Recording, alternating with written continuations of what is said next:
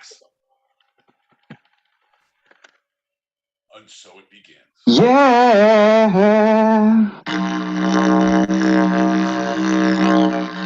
I'm a fact finder, and I'll remind you, believe when I say I researched this all day, but we are two-sided parts.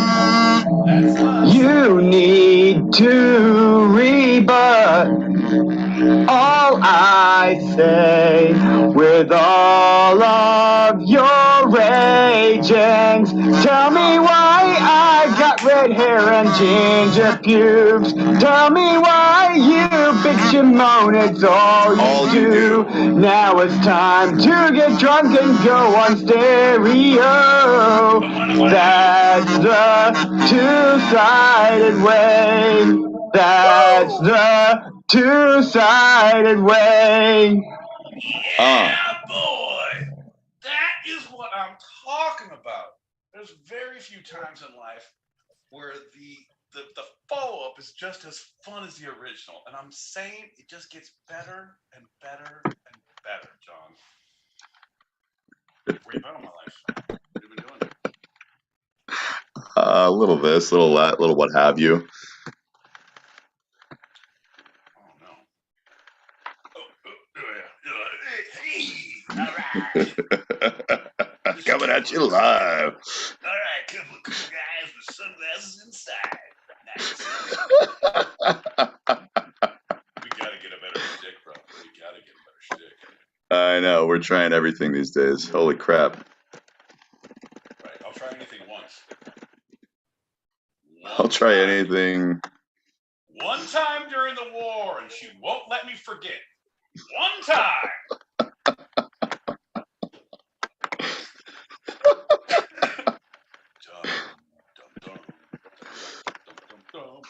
Okay.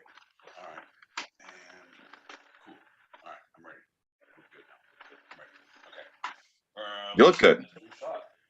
Let's do a shot. Yeah. No, I feel good. It's mainly there's a song in my heart and a skip in my step, John, that just won't quit.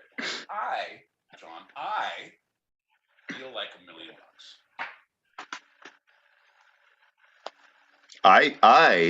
I, my boy Pete, feel like chicken tonight.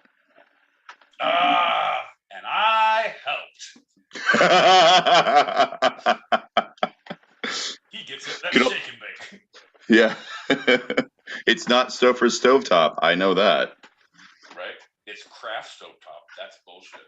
Cheers, everybody. Yep. Mr. V, anyone who's out there listening to the ethers, the subcockles of the hearts, this one's for you. Cheers. Cheers to you all. Thanks for listening. Mm. Okay. Oh, what do I need this?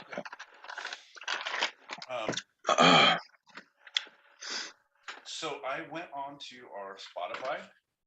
I was up and around there. I didn't listen. Oh, good. I'm trying to understand how technology works. Right. Yeah, me too. I'm a caveman who's been thought out. You've seen Encino Man, right? Oh, yeah. Yeah, I've also seen Brendan Fraser. He seems like the same person. Well, I mean that too, but yeah, you're my.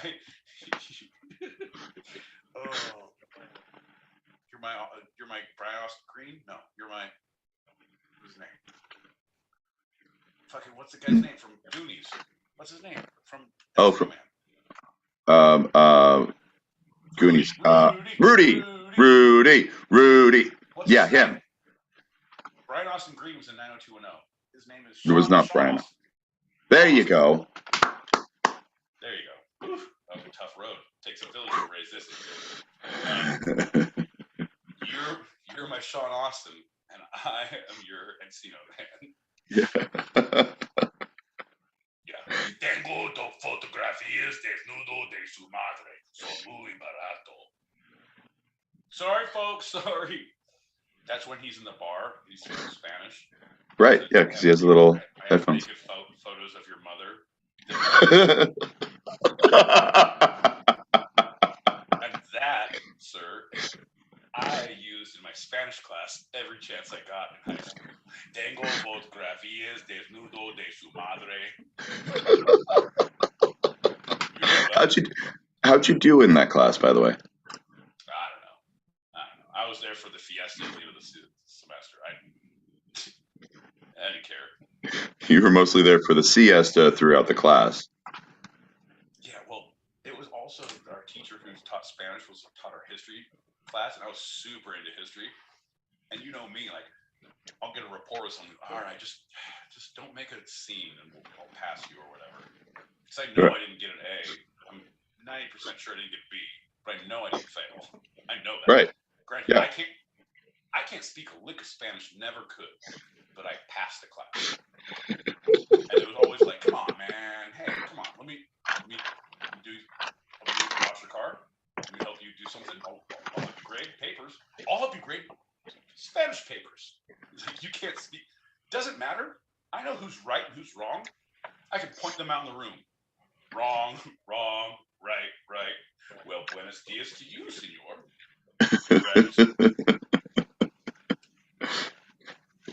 Right-handed, sinister. Yeah. That was the first time I was a teacher's aide.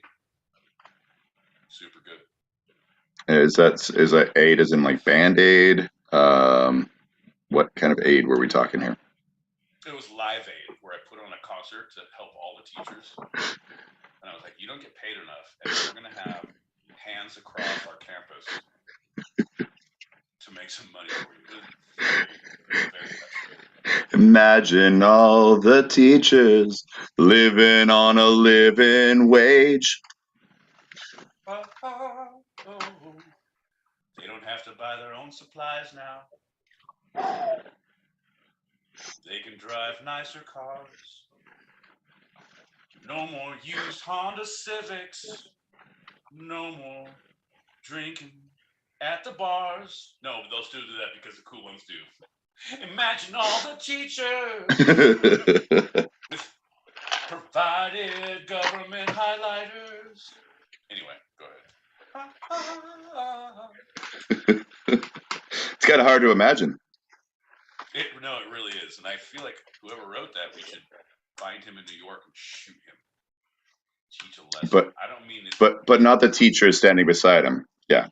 Yeah, it's not because teachers get a pass. You get a song, you get a pass. That's right. But anyone who inspires imagination needs to be put down like a goddamn animal. And that is the message for today. The less you know. Right? Stop asking questions, boy! Bang!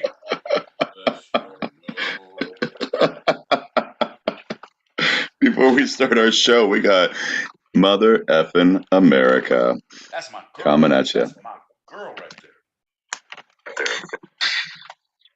Hey fellas, MFA here. How you doing? Happy day after 420. Hope you had a great day.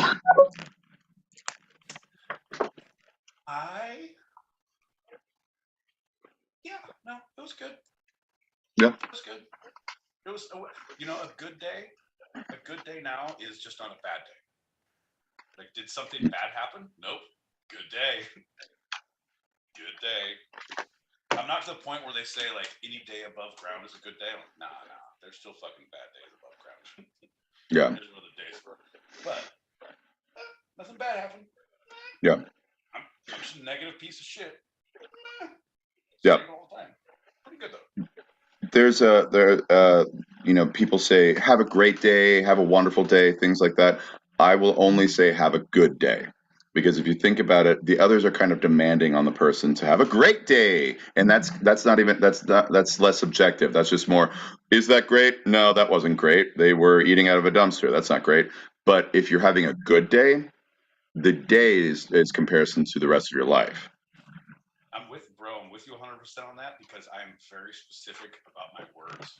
I know you are when you write, and you write and rewrite, and like what you put on the page. Yeah. When when I think about interactions with social settings for people, like, I agree with you because I'm not going to tell you what to have and to assume that you could or can or should. I don't know. So I'm very literal. Hey, have a day.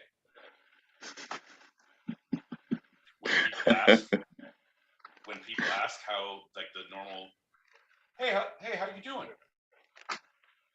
What is the normal response that people give? I'm good. Right. So what I always say, because I'm not good, I'm not great. If I am bad, I'm not going to say, hey, how's it going? Just right. Just right. I had a horrible boss who would answer that. How you doing? Or he would say, "Hey, how you doing?" They're like, "I'm good." He's like, "Okay," and they're like, "How you doing?" He's all, "I'm well, but I'm never good," because he was just being a prick because of grammar.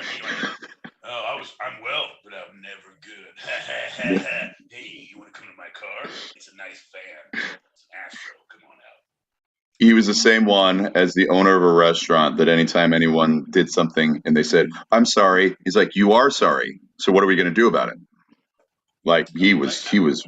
Yeah, and someone who does that, who has a quip for specific to belittle someone, I have no time for it. Nope, because it was a standard. I heard him say it to different people in different circumstances all the time.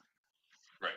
It's just like my go-tos of my funny, stupid jokes. Like, yeah, we heard it all before. You're doing your greatest hits album, but when your greatest hits album are negative towards anyone who's other than a ginger co-host, it is not funny. When it's a ginger co-host, that shit is eternal. Hilarity ensues. That's comic gold. I'm pretty much sure they're going to write a Bible about comedy, about putting gingers down as a co-host. And then John is going to be writing the Beatitudes. Yea, and the ginger shall inherit the world, for they were shunned by all. Did I say Beatitudes? I meant the bad attitudes. This motherfucker here thinks he knows ginger. Let me tell you things about ginger life. Don't touch me now, you might get gingivitis. Whoa! Preach! Whoa! Oh, God, John. All right, play a message. Hey, all right. You reminded me of a joke. Dark humor joke, people. So, be warned. No, we're coming hot. All right. What is a pedophile's favorite pair of shoes? Oh, come on now. White Vans. There you go. There you go. You know what? See, that's the thing, John. That's the thing. That you and Mr. V have in common. You both lead me down path that I can't stop myself. That I need to be yes anding because that's a good joke. You know what the vegetables is? Trying to get them back into their wheelchair when you're done. I always answer, well, I'm still this side of the daisies. Could be worse. Sorry, didn't mean to put any unneeded expectations on yesterday, but yesterday was the very first sober 420 I've had in probably a decade, so I'm sure your day was much better than mine. Good for you. That's, you know what? I'm aware of them. I know people have them. I support them. I have those too. If I've been trapped in a cellar, if I'm in a basement and I can't get out, and they're making me put my lotion on my skin because I don't want to get the hose again. I don't know. In those situations, I have little breaks. We call them little moments of clarity. Speaking of moments of clarity, John, are you ready for a shot? Because we're talking about our sobriety moments, and I think this is a good time to do a shot. It's just I fully agree with you. Sandra Bullock. I watched 28 Days with Sandra Bullock, and anytime they had an emotional outburst, he did a shot. It was very ironic and very satisfying. There were a lot of them. You were wasted. Cheers, everybody. Yeah. And cheers. Thanks for playing. Thanks for listening. That's right, John. You know, good on you, man. Thanks for listening, because as we're saying, it's hard to remember. It's hard to keep on track. We are currently live on YouTube right now. Every Thursday, 5 p.m. Pacific is the time we're scheduled for. We never go on at that time. So, and it's 8 p.m. Eastern, 12:48,000 Narnia. Depends on where you're going through the looking glass. We're on YouTube. We're also on Spotify. We're on Apple Podcasts. We are on Twitter. We are on Instagram. Our email is twosidedpod@gmail.com. That's TWO-sidedpod@gmail.com. If you have any suggestions for a show, granted, it hasn't started yet, so you're probably like, yeah, I got a lot of suggestions. How about you shut the fuck up and move on? Send an email. By all means, we'll listen and we will comply. But we do our Tuesday open chats on stereo for just in the stereo streets. But Thursdays are open to everything and everyone. So come on in, reach out. We're here, and I think we're about ready to start the show, John. I think enough foreplay. I'm hot and ready. I've done the shot. You can drown a toddler in these shorts. Let's do it. I think it's time for another two-sided. Well, hi. I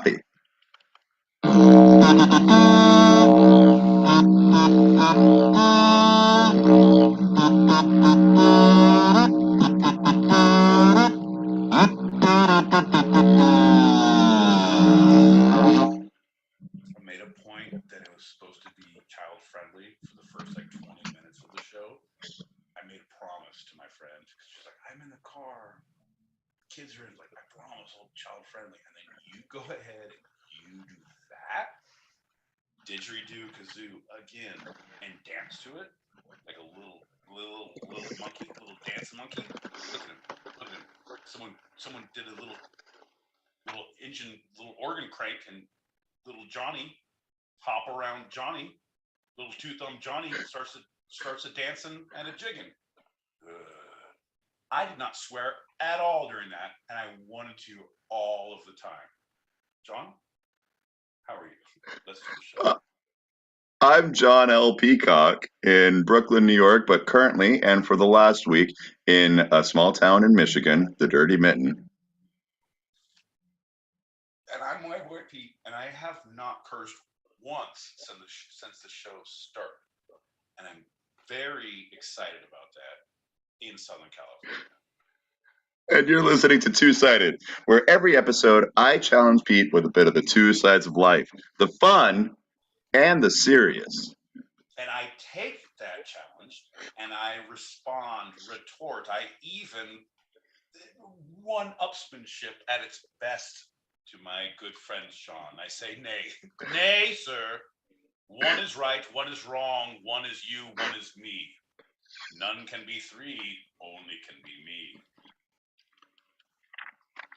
Again, well, since you're feeling in that mood, I'd like you to do something we do every once in a while. I'd like you to say how you were feeling in 3 words. How are you feeling in 3 words? Ooh, okay. Conflicted, repressed,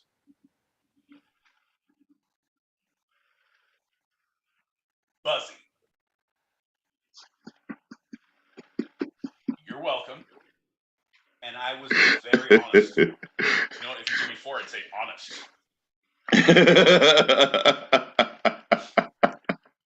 Well, we got a message, and then we're going to jump into our first segment of the evening.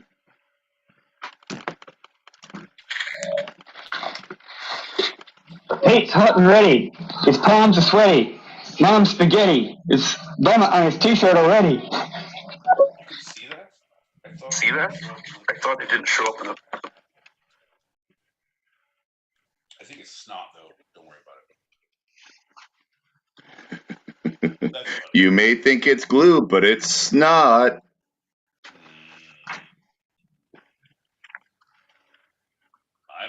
John L. Peacock with his second grade humor, touring all of the elementary schools in the New York Pacific area.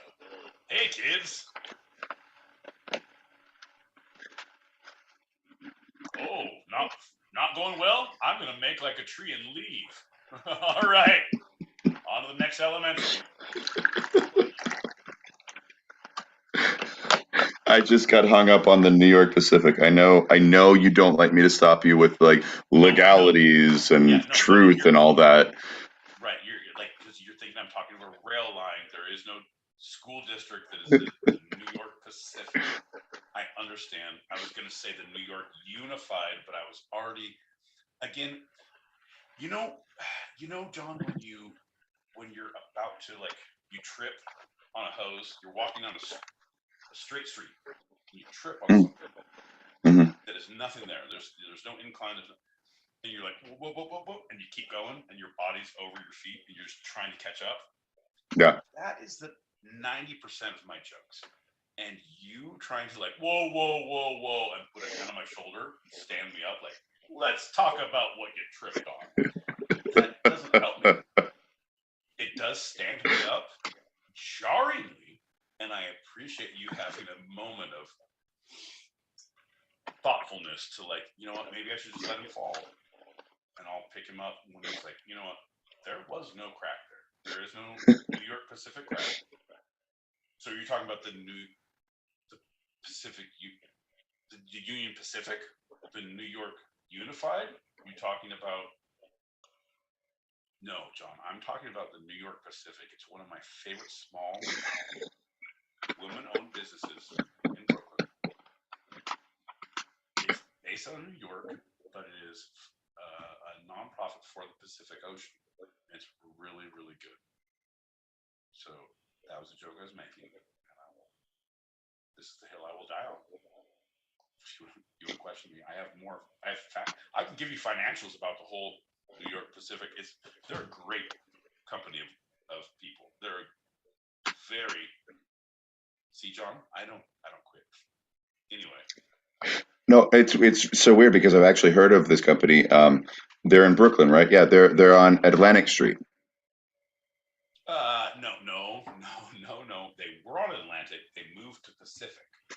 That's why they're New York Pacific.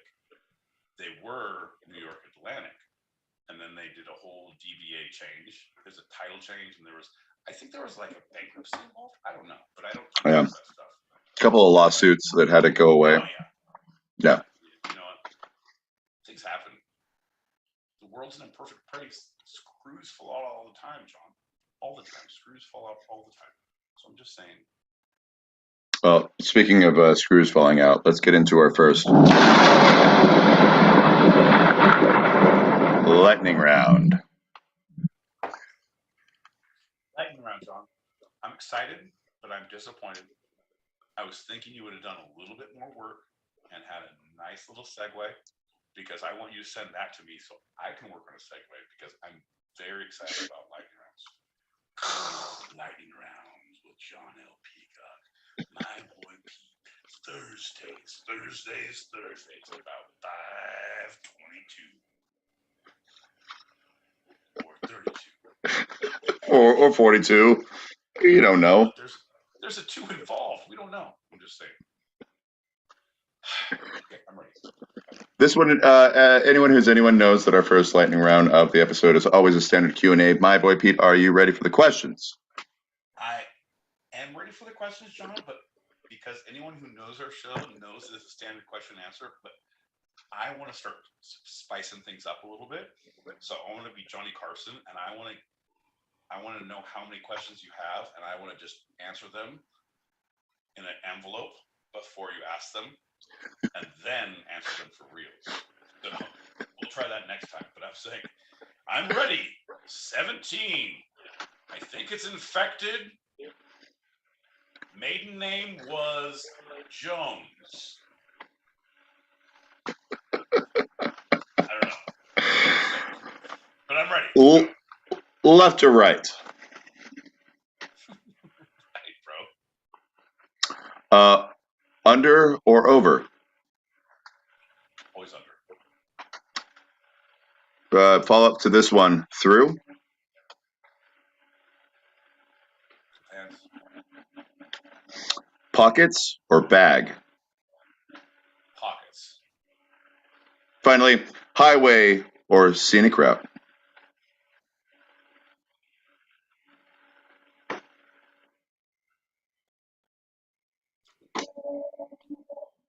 Give me two choices. I'm going to take scenic route.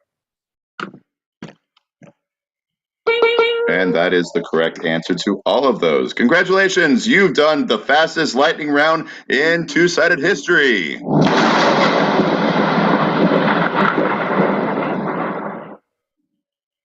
Jones, Pico de Gallo. Yeah, I need to know how many questions. That'll be my thing. After you ask them, then I'm going to go back. Give me 2 seconds. Not right now, because you've already established that I am in no shape to do any of this legwork that you're showing. Thank you very much. However, give me 2 seconds after our normal thing, and then I'm going to tell you. All right, before John reads the questions, here are the answers to his two-sided lightning round questions. And I'll put the thing on, like, I don't know. We'll work it out post. We'll work it out post. Yeah, exactly. And anyone who's been listening and actually paying attention to the show knows that it's always 4. The answer to the how many questions and or segments within each lightning round is 4. 4. That's great. 4 is the answer. Folks, anyone who's listening, the answer is 4. I've been participating actively as someone appearing in the show for over a year, and I had no idea that 4 was the magic number. Pretty awesome. Pretty cool that John thinks this highly of our listeners. And I do. And I really do. No OCD runs as deep as your OCD, John. He clicked the light bulb 13 times, and he also touched his nose and no, but you said Gesundheit, which also opened the door to a small portal in Narnia hell. Yeah, similar to Open Sesame. Or Bloody Mary. Similar to. Rather stiff as a board. Can't believe this show's still happening. I am so goddamn bored. Right, exactly. We are going to jump into our first segment, but we got a quick message here, and I think a quick shot should be done before we jump into our first full segment. Oh, thank God someone said shot. I was waiting for someone to call and say Shot. You guys are slacking. What? Yep. Screws falling out? Yep. Segway, lightning round? Yep. Oh, Jesus Christ. You see it coming. Yep, you see it coming, don't you? You're ready. Fuck. You're ready for it. You're ready. You know. You get it. I can't even. You can. You can and you will. You can. So help me, Mr. V. You will. Your children and your grinding machines will weep when they see what we've done to your sense of humor. You will. You will. You will. Folks, thanks for tuning in. We're Two-Sided Pod here on Thursdays live, 5 p.m.-ish on YouTube, on stereo. If you're on stereo right now, you can click that button up, link above, and go to our page. And if you're listening after, it's a Two-Sided Podcast is our YouTube page. Yep. And if you are listening after, I think there's a lot better things you could be doing with your time than this. Like, seriously, text me. Why don't you email us at twosidedpod@gmail.com. That's TWO sidedpod@gmail.com. Let me know what the time frame, the time of day you're listening to this on Spotify, and I will tell you what better things are to do during that time of day, or the shows, or literally, I would just text you some great shows. So tell me when you're listening on Spotify, on Apple Podcasts, if on YouTube. If you're looking back at the things and you're emailing us, that's great. But I will give you great shows, and they will all be current. It's not because you you listened to the show back 1 year ago, which was awful, and I won't give you those shows, but I will. I have historical documents. Some people call it a diary. I call it my hope chest of shows. One of these days. Anyway, folks, let's do shots. Thanks for tuning in. Looking to you. We're about to get going on this show. It's going to be something. Cheers. Oh, man. No. I was scheduling. We do Tuesdays and Thursdays. Tuesdays is open chat. Thursdays are a normal show. I'm thinking we're doing a special Saturday morning. It's going to be 11, 12, 1, 2. It's going to be 11 for me, 2 for you. Okay. Two-sided intervention, where we're going to try to make ourselves so sick that it's like, smoke them up, buddy, and you'll smoke a carton of cigarettes. We're like, all right, we're not leaving the show. It's like a telethon to get us straight and sober. So until our skin is nice and green, is what you're saying? Yellow, John. Jaundice. Yellow. Jaundice. That's where I'm named after. Oh, I shouldn't have said that. Yeah, you're thinking green because you're sick from smoking. I'm thinking yellow because we drank too much in this telethon. It's all the colors of the rainbow. No, it's all the colors of the rainbow. Morning, baby. I'm gonna make a drink and then I'm ready to rock. Let's get these messages and we'll get into it. James and my children are already weeping because I walk past and I see your ugly mugs on the telly. The fact, because I know he's totally telling the truth, that he has us on his television. Hey kids, all right kids. Hey, don't look at that fucking ginger. Oh, I didn't mean to say fucking ginger. Right. Kids, sometimes when you're out fucking, see, I can't talk to kids in Australian accent. Yeah. So good at not swearing. Yeah, you're not so good when you get into Australian that you jump immediately into a whole lot of swearing as you're talking to children. Those were the most curse words you said the entire episode, and it was as you're talking to children. Yeah, but tell me, okay, and maybe I'm mistaken. Maybe we will figure this out when we do our tour in Australia for our two-sided pod when we go live. We're going to be Drungo Pub down in Melbourne. In the Kookaburra Cave in Perth. We're going to be in the Ha Ha Hut out in Adelaide. The Adelaide, Odaleo in Queensland. And anyway, that's our tour dates. You can go to our website. You can email us at twosidedpod@gmail.com to figure out the real tour dates. But I feel like that's one of the things that people would tell us, like, nah, mate. Of course you fucking cussing your kids. How they gonna know fucking what? What it's like. What the fuck's that about? That's not a fucking childhood. This is a fucking. That's not a childhood. That's a fucking childhood. You see what I did there, John? I corrected myself so that you would. Anyway. Wow. You got Veda in the audience tonight. How about that? Great show, guys. That was the fastest lightning round that I've ever heard. Well done. It's not you. It's me. A lot of different things. Like, it can usually make my lightning rounds last longer. Listen, if you just give me another chance. Like, I'm gonna get some oils, some candles. I'm gonna make this lightning round last. Ooh, nice. Ooh. It's much more common than you think, and it happens to most lightning rounds. Don't worry about it, Pete. You're thinking about that nocturnal discharge of lightning rounds, like when you wake up, two for one, like scenic highways. Like, people are like, what? Like, sorry, nocturnal Decided lightning around discharge. Don't mind me. That's why I said mummy bag. Yes, that's actually, there's a lot of truth to that. Anyway, we're jumping into our first full segment of the evening, which is the strange man that was Alfred Hitchcock. So I'm not going to talk about his movies. People know his movies. If you don't know his movies, go watch his movies. He's famous for a reason. I'm going to talk about the man. Okay. So we're talking about.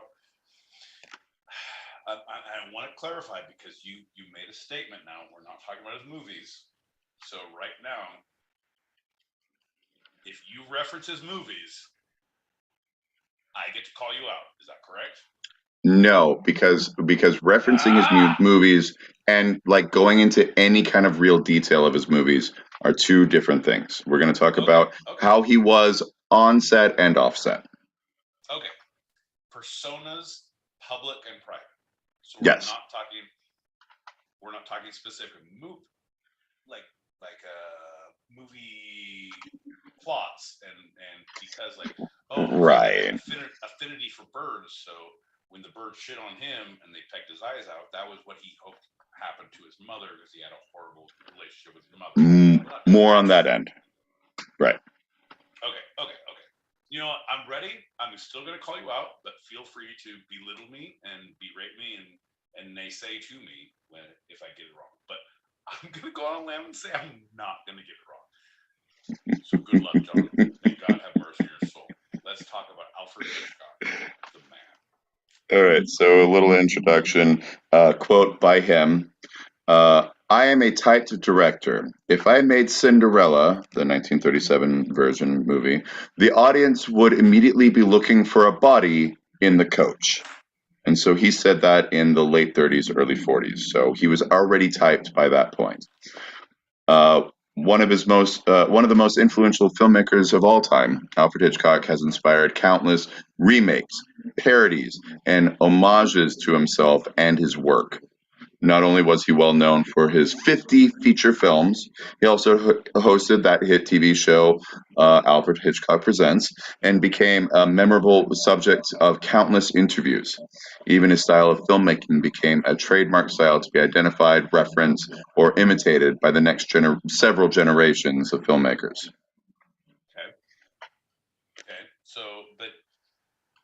So at what point, because you said he made that comment about Cinderella in the 30s and 40s, you didn't give me the exact date. Was he, hear me out, was he trolling people? Was he like, all publicity is good publicity? So if I'm like, Cinderella, everybody loves Cinderella, I would kill that bitch and have her stuffed in the pumpkin carriage. I know we didn't say that. Again, mea culpa, you had me started on I did the Australian kids, and now I'm cursing like a gall darn sailor, John. I'm coming back, bro. I'm coming back. But do you think at that point he was pandering and he was trying to sensationalize himself to get noticed? Like, oh, everybody loves Raymond. Like, well, if Raymond lived in my neighborhood, I'd chop him up and put him in the freezer and keep him out for later for holidays. Like, what? What do you think? Well, I actually, it's a good transition because the next couple of statements before my original first pause kind of answer what you're talking about. So this is in reference to him being a typed director. Of course, the artist was far more than his art, and in this case, Hitchcock was an imposing and downright disturbing figure. If you're curious to learn more, then you just need to look at his life from beginning to end, and especially when it's on set. And so I think that he was embodying himself, but he wasn't just embodying himself because he had a gimmick. He was embodying himself because he was comfortable in the weird skin that he grew up with, became an adult with, and lived with through his entire life, and especially his art. So he was the one who was like, yeah, I am this weird. Try me if you dare. ways to go with this. Like one, like super great. A weird person finds a home for their art and a voice that now resonates instead of is shunned and put upon. Because that's the thing, is like we're all fucking freaks, bro. Like everyone has a little kink in their closet. Like everyone's like, I'm gonna shout this shit from the rooftops. Like, but there's people who are more hardcore than others with their weird kinks. Hitchcock being one of them. That he won, he did it. He was able to find an avenue, find a thing. I look at people who were doing podcasts. There was this one show I listened to, the Two-Sided Pod, and there was a weird guy who was just shouting from the rooftops, and I forget his name, but I know it was a great show, and it was very inspiring. It was like that guy was hiding a lot of things, like all the time, which was also intriguing. Anyway, you could probably look them up. They're on Spotify, Apple Pod, whatever. Anyway, I had to bring that up. Go ahead. What were you saying about Alfred Joseph Hitchcock was the youngest of 3 children to Emma Jane and William Hitchcock. He's born the 13th of August, 1899. That's right. In Leytonstone, England, but not in a hospital. He was born in the apartment above his family's grocer's shop. Because, immediate labor. No, you got to get back to the shift. Like, I know you're in labor, but these cans ain't going to stock themselves. Okay, got your baby out? Let's get back down there and do produce. It's a very specific time. 1899.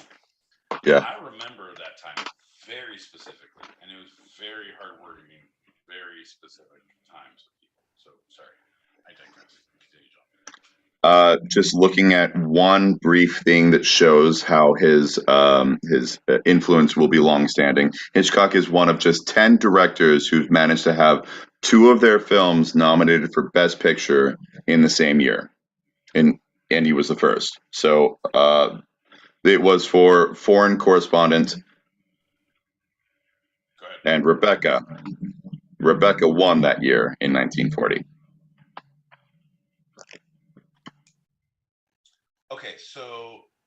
Okay, that's interesting. I knew he had won that. But did he? Because he was nominated a number of other times for different things. So that was for Best Picture. That was for Best Picture. You're right. Okay. Yeah, and that's why if you look, and that was in 1940. Rebecca, when did she win? 1940. 40, straight up. Yep. 1940. Okay, because no. Foreign Correspondent was good. Anyone so here's a shout out to anyone, not shout out. Fuck you, John. This is what you make me say.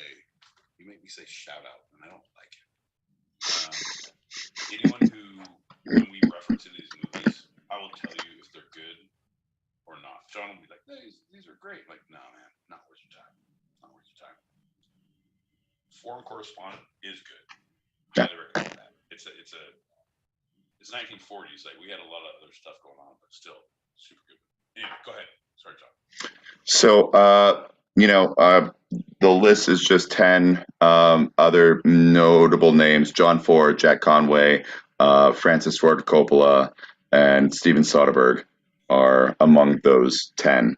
And you're right. He won. He had 2 of his movies up for Best Picture. One of them won. But during his life, Hitchcock was nominated for 5 Academy Awards, all of them for directing: Rebecca, Lifeboat, Spellbound, Rear Window, and Psycho. Yes. He never won any of them. Yes. The only Academy Award he actually ever directly received was a Lifetime Achievement Oscar in 1968. Right, which is kind of crazy bullshit. But at the same time, you're looking at, as far as movies go, here's a crazy person with weird content that if you're because the Academy Awards are judged by the Academy pool, the Academy judges, and you have to be a certain ranking person in a certain industry to be an Academy judge. And once you are, okay, but it's just like Senate, Congress. It's all like your dirt bike club down the road. It's a dive bar versus the upscale bar in town. Like, this is what you need to adhere to go to this place. Yeah. So if you are submitting your work to these people, they don't see Psycho. They don't see, like, Rear Window was great, but it was like too great. Like, that was his super easy one. Yeah. North by Northwest, like, so amazing. Like, yep. And you get the birds, and that was like the first to me. Anyway, I'm good. We'll talk about that, obviously. Yeah. No, I know. And my whole thing is, you leave these open pregnant pauses, John, and I will feel everything. Like, all right, so said every segment, and the last thing is like, don't the spoofs, John. If you do not talk about Mel Brooks, I will be very upset, because I'm not even going to name the name of the movie. I'm not going to talk about anything of it. But if you don't say it, I will say it at the end. Just so you know. Okay. So Hitchcock, to show a little bit more of his influence, he was responsible for the first talkie that was released in Britain. He had made a couple of films that were silent before then, but 2 years after The Jazz Singer brought sound to the movies in the United States, Hitchcock's 1929 film Blackmail used the then groundbreaking U.S. technology to turn it into a film which would with sound rather than a silent picture, and so he gets that claim for the first in the UK. That's crazy. I didn't know that. Yep. Good for him, man. I mean, it makes up for his horrible silhouette, because when you have a triple chin like that, like, you need a first. Good for you. Something that I didn't know about his personal life: Hitchcock met his wife Alma Reville when she was working as an editor on the 1923 film Woman to Woman, on which Hitchcock worked uncredited as co-screenwriter and co-director. The two of them were married on the 2nd of December 1926 and remained so until his death. Remember, he was born basically at the end of 99, so he was 26 or possibly 27 years old, and that's it. And from then on, it was the one woman, which makes some of the things that we're going to talk about. Yeah, Alma Reville. Alma.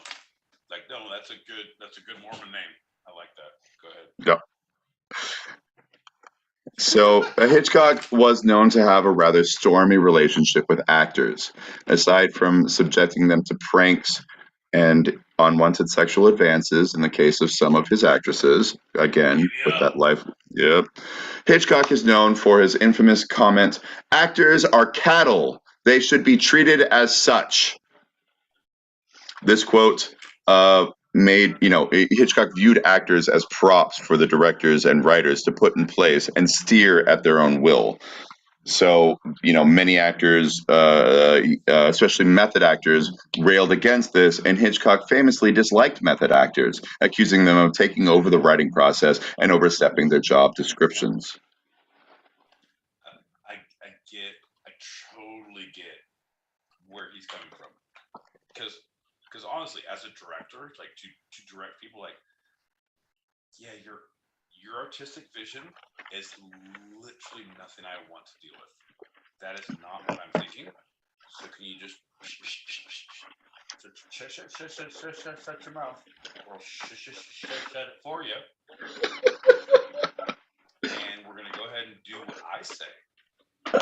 If I say put on a goddamn tutu, you're gonna put on a goddamn tutu. We're gonna make this goddamn play sing. And then it's like, never mind. You do one day of tutus when you're doing Shakespeare, when you're doing Hamlet, Right. We're doing tutus. After the one day of tutus, I'm like, everybody learn the lesson? All right, no tutus. You guys know who's in charge, right? Get that to work. That's how I direct, John. Well, you would be in good company with Hitchcock because Hitchcock became known for his pranks on film sets. Most of these pranks would turn out to be incredibly vicious and mean-spirited. One of his favorite plans was to discover the phobias of his coworkers and then send them a box of whatever that phobia happened to be, such as vermin, snakes, spiders, etc. Bro, that's amazing. That's like literally, it's only good, but okay, it's not good if you and I, okay, hear me out. If I figured out like, oh, John hates midgets, because he does, folks. So, Afraid of? Is it a phobia or is it just like a hate? no, it's actually both. I'm glad you clarified because he's scared of them, and that's why he hates them. No, it's very. I'm glad you clarified, John, and you stopped the whole procession of the joke. It's awesome because his fear of little people and has led to his hate of little people. So, if I were to randomly, when we don't see each other work together, we're not in the same moment, I send him a small box of little people. How are you gonna fill a big box? That's a lot of little people. Anyway, I send that out there. That would be mean-hearted. That would be you're just trying to hurt feelings and bring up old wounds. However, if we were in the think tank that you are in the dirty mitten, if I was clown number 1 to your clown number 2, which would be so much better.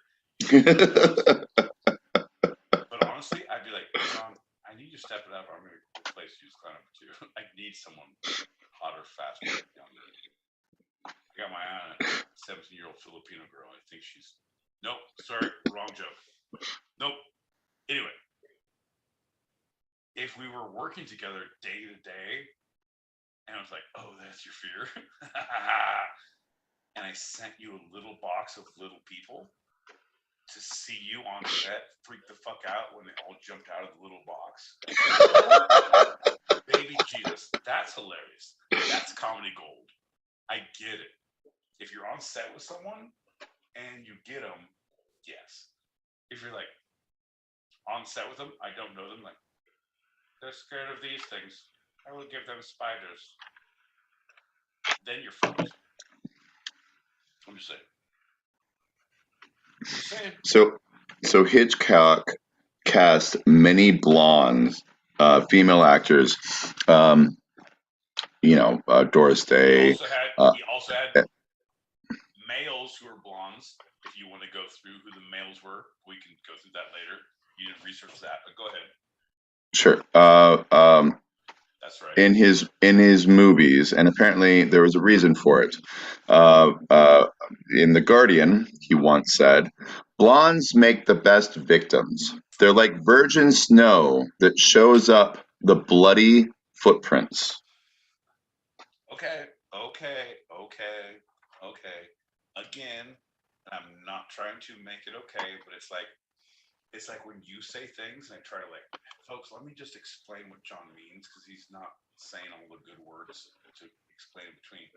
If you're thinking as a filmmaker, yeah, because you're using Hershey's syrup, you're black and white. So if you have a blonde, you are a blank canvas. Like I can put things on you. I can make you bloody. I can make you are the white lily snow that I can cast upon. If I have someone who has a darker complexion and black hair, how am I going to show blood in their hair because I'm using Hershey syrup as blood? So that, John, that is the only thing I'm saying because I keep it goddamn real, baby. Like I'm down to say no, motherfucker, but here is a man who's, I know where I'm cutting you off again. He's very socially inept and doesn't understand how to speak, even though he's in the limelight all the time. Yep. Which honestly, folks, ladies and gentlemen, boys and girls, children of all ages who are listening to the Two-Sided Pod, who are watching us live on YouTube, who, if you've clicked the buttons above and you've seen our faces, fast forward 3 years, John L. Peacock is that person.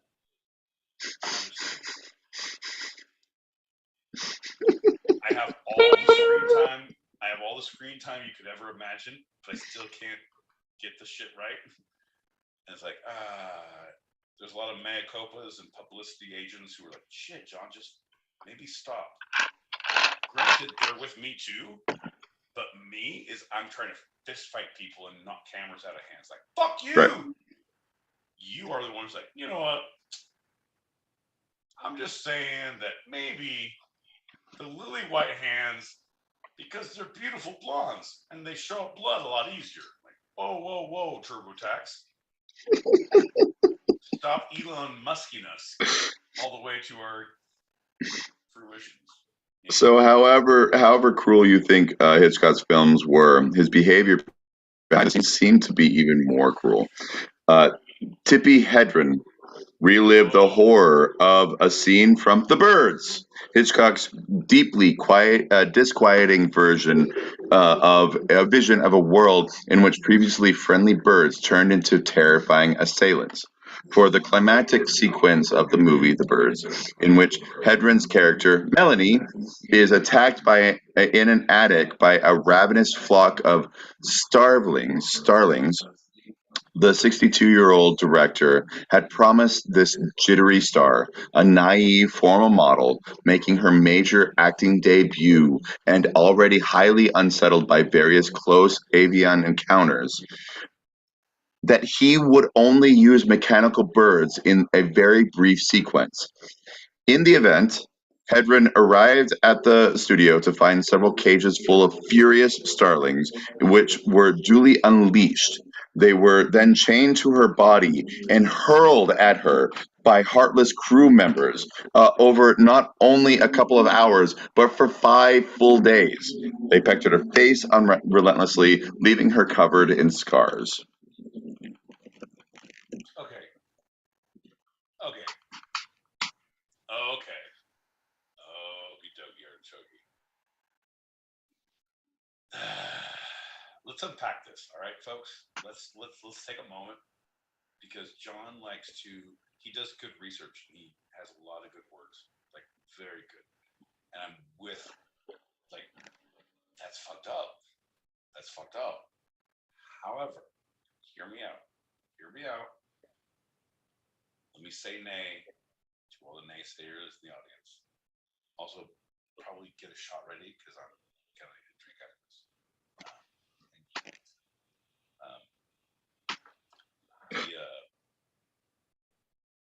The whole idea, because being in the business, like being as an actor, literally, you've been in shit plays in regional theaters. You've been in college plays. You've been in great plays. You've been in paid plays. You've been, right? As have I have been through the gambit of, like, you see how directors work. You see, like, I'm committed to this now. Like, this is where, if I don't do this with this person, everything goes on hold, and I'm going to lose hundreds of thousands of dollars with this person, because I can't get this person to do something, right? So we've seen that. No. I'm not saying it's right, but we've seen it, and we've condoned it. Condoned it throughout the years of, like, right. All right, you know what? Here's the deal. You're all gonna stay here. You're gonna be outside. I don't want any shoes on. I don't want, like, you're doing things that this isn't right. Like, this is kind of weird torture. This is in a weird way, but at the same time, like, camaraderie. We're all in together. Or I'm with you. I'm now my director and I. We're now weirdly connected because you helped me through this weird fucking shit you made me do. Right? We've seen that. So kind of that. I see that. But, and here's the thing that this is going to be the hard one. This is going to be the rough one. It's going to be the rough one. And I understand the time of when Birds was filmed in the 1950s. There was no understanding of human, just the beings of humans. There was, you were a white male or you weren't at that point. No. So my initial reaction would be like, it wasn't a couple hours. Like, cool, I get it, but you came back to set day 2, day 3. Yeah. Day 4, day 5, and you kept coming back to set. Like, I get it. Like, part of me is like, fucking don't come back. What the fuck are you doing? Just don't come back. If you have your bleeding wounds from your face, don't come back. But at that time and place, understandably, there was no alternative. There was like, do your goddamn studio contract, or you'll be blackballed. That wasn't a thing that wasn't disallowed back then. That was very much a thing. You will never work in this city again, kind of thing. Right, huge, and everybody who knows, like, I can't say anything about it right now, but I'm just so glad that we know Tippi Hedren passed. Psycho was great, but she had a great career. She was a cornerstone in the filmmaking industry moving forward. Yeah. If she had been blackballed, right? Like, but at the same time, you don't understand because you can't be there. You don't know. Right. You don't fucking know, John. Right? No, not at all. No, you're right. And that's the thing is like for me, where I start questioning, like, come on, don't go back to work. Like, I don't fucking know. So I'm very. Well, it's interesting. It's interesting you say that about not going back to work because, okay, so she endured the full 5 days, and during that time, Hitchcock did not alleviate her fears at all. All he did was look into the camera and approvingly see what the captured film of her sheer look of terror for those 5 days. It was so. It unhinged her. It really did, and I'll show why. And she says later that it wasn't so much the birds themselves, but it was Hitchcock himself that is what unhinged her. And so, after such an terrifying experience, she was so traumatized that she signed off work by her director for 5 days. She said, "I can't come back to work right now." And she could not quit because of her contract, because of the blackball and everything. And she did her job. She did what she needed to do to continue working as an actor. Right. And like you said, became a very influential actor in her own right. But what she had to do, she was so traumatized that she had to take 5 days off of work. So, okay, and that is one of the things, like, we're talking industry standards and how things work and how people, because at that point, today, yeah, those things happen. You call your agent, and your agent hustles and gets like, no. And they're the ones who stand in the way and make things happen so that you don't have to feel that way. So this is not happening. So, like, they had agents back then, but the agents were not agents like that. They were all about money, bottom line. It was like, I'm going to make this much percentage of your contract for you doing this work, period. They would use their clients against each other. Correct. Yep. So when you look at those things, like how, and it's so shitty to say, bro. It's so shitty to say. Look how far we've come in the industry. We are so broken in this industry right now. Like, I'm unbelievably broken. But look how good we are. Look how. Okay, God damn it, John. I'm going to take one little sidestep and stay back on track, bro. Stay back on track. It's a hard one. All right. I got you. When the Congress, when we signed a bill into law that said lynching is illegal. Yeah. Last month. Like, Yeah. what the Yeah.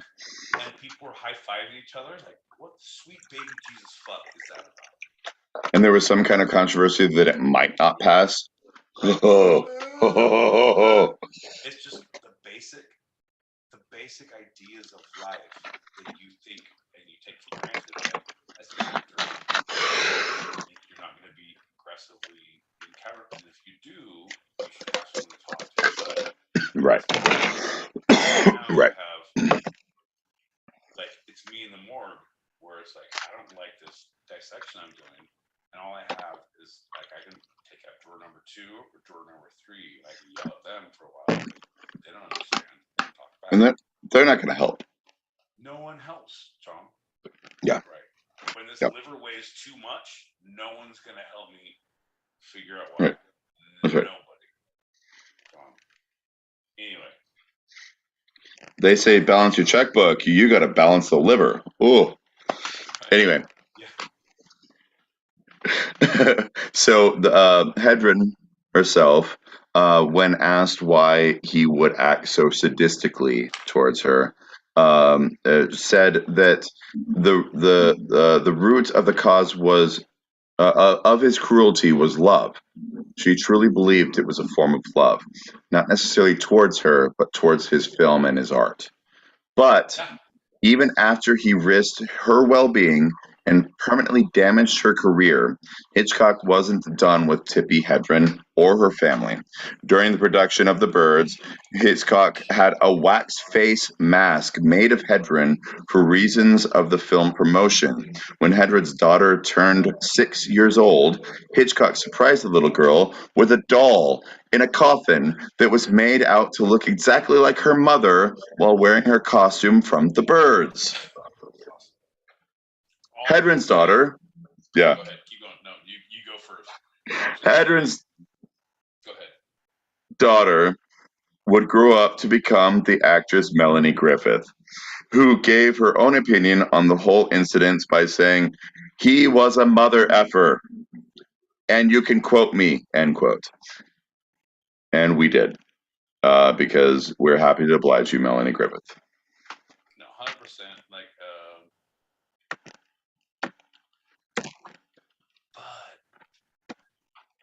but hear me out. It would be fucking freaky as shit to get your mother's face on a doll in a casket at any point, right? But you went out on a limb to say, and I don't know if it's just you saying, in the costume of the birds of this, because her mother from. So, hear me out, devil's advocate. Why you gotta let your daughter watch The Birds at 6? Like, are you that needful of praise, Tippi? My daughter didn't watch The Birds until she was 22. And then when she did, I plucked her eyes out with the crows that I had keeping in a little cage. Ironically, they were mechanical, just like Hitchcock had promised to Hedren. Right, and that is the thing, is like, you can't be mad at me because Tippi didn't get this fucking kind of treatment. So Hitchcock's humor was equal parts juvenile and terrifying. The infamous story of when he bet a crew member on one of his films that he couldn't dare spend the night handcuffed to a camera in the movie studio alone all night. The crew member accepted the challenge, and Hitchcock sweetened the deal by giving him a bottle of brandy just before everyone went home and left him locked inside. The next day, Hitchcock and the rest of the crew and cast found the said camera member in hysterics. This was probably had to do with the fact that Hitchcock had added strong laxatives to the brandy before he gave it to the crew member. So he got the joke of terrifying and humiliating this person all night as they had to do what they had to do, tied to their camera that would not move, in order to get the 1 second of everybody coming in and seeing him completely in hysterics, and so that Hitchcock could prove himself as right. Again, John. Again, don't need to be a naysayer and devil's advocate, but Yeah. it would be very uncomfortable to have someone come in, or your whole crew come in, all of the morticians at the morgue come in and see that I have just shit everywhere. However, I will not be in hysterics. Like, paper towels, don't look. Hey, sorry, shit. Literally, shit, sorry. It's not a curse word if it describes something physical, right? Exactly. Thanks, John. And that is how a bill becomes a law. I feel like this is like the... So we got a couple more things to finish this up. So for a man so used to playing on the fears of his audience and his associates, Hitchcock himself had two rather bizarre phobias. Do you know them? If you do, let's talk about them instead of me just reading them. No, I want you to read them because all of the work you've done, I feel like needs to be praised and shown that is well worth the due diligence you've done. So the one was of eggs. Yeah. And some believe it was because they hatched the birds that he had such a weird connection to his entire life, long beyond the movie. The other is the popo, the police. Right. But his eggs version, so just clarify, those are eggs. Like he could eat eggs, he could have scrambled eggs, he could have hard-boiled eggs. No hard-boiled eggs. Anything in a shell. Right, the shell itself. That was whole as an egg. That was what he was scared of. So just to clarify. Yep. Right. Yeah, eggs that could actually hatch something, like something that it could actually come out of something. That kind of egg. Yeah. Right, and the whole thing is he was like way ahead of his time, because if you look at like the YouTube videos of unwrapping Disney eggs now, like that's scary that people are making money off of unwrapping. And he saw this years ago. He's like a Nostradamus of egg bullshittery. It's funny. It's something I didn't add into my research, but he actually helped on the film Nostradamus. Man, Dave, all the good things you don't put into the thing. all of our people who will get on our Patreon know that reference. Yep. He's a goddamn genius when it comes to research. So the other one was the police. The latter stemmed from an incident in his youth when Hitchcock's father sent him to the local police station. Right? Yeah, that's what I said. Yeah. With a note. And when the sergeant read the note, he had the boy, Alfred Hitchcock, locked up for 10 minutes before warning him to expect this is what will happen if he did anything bad. And that was his father's lesson that left him permanently scarred and terrified of police. In fact, he never learned to drive because he never wanted to be pulled over by a police officer.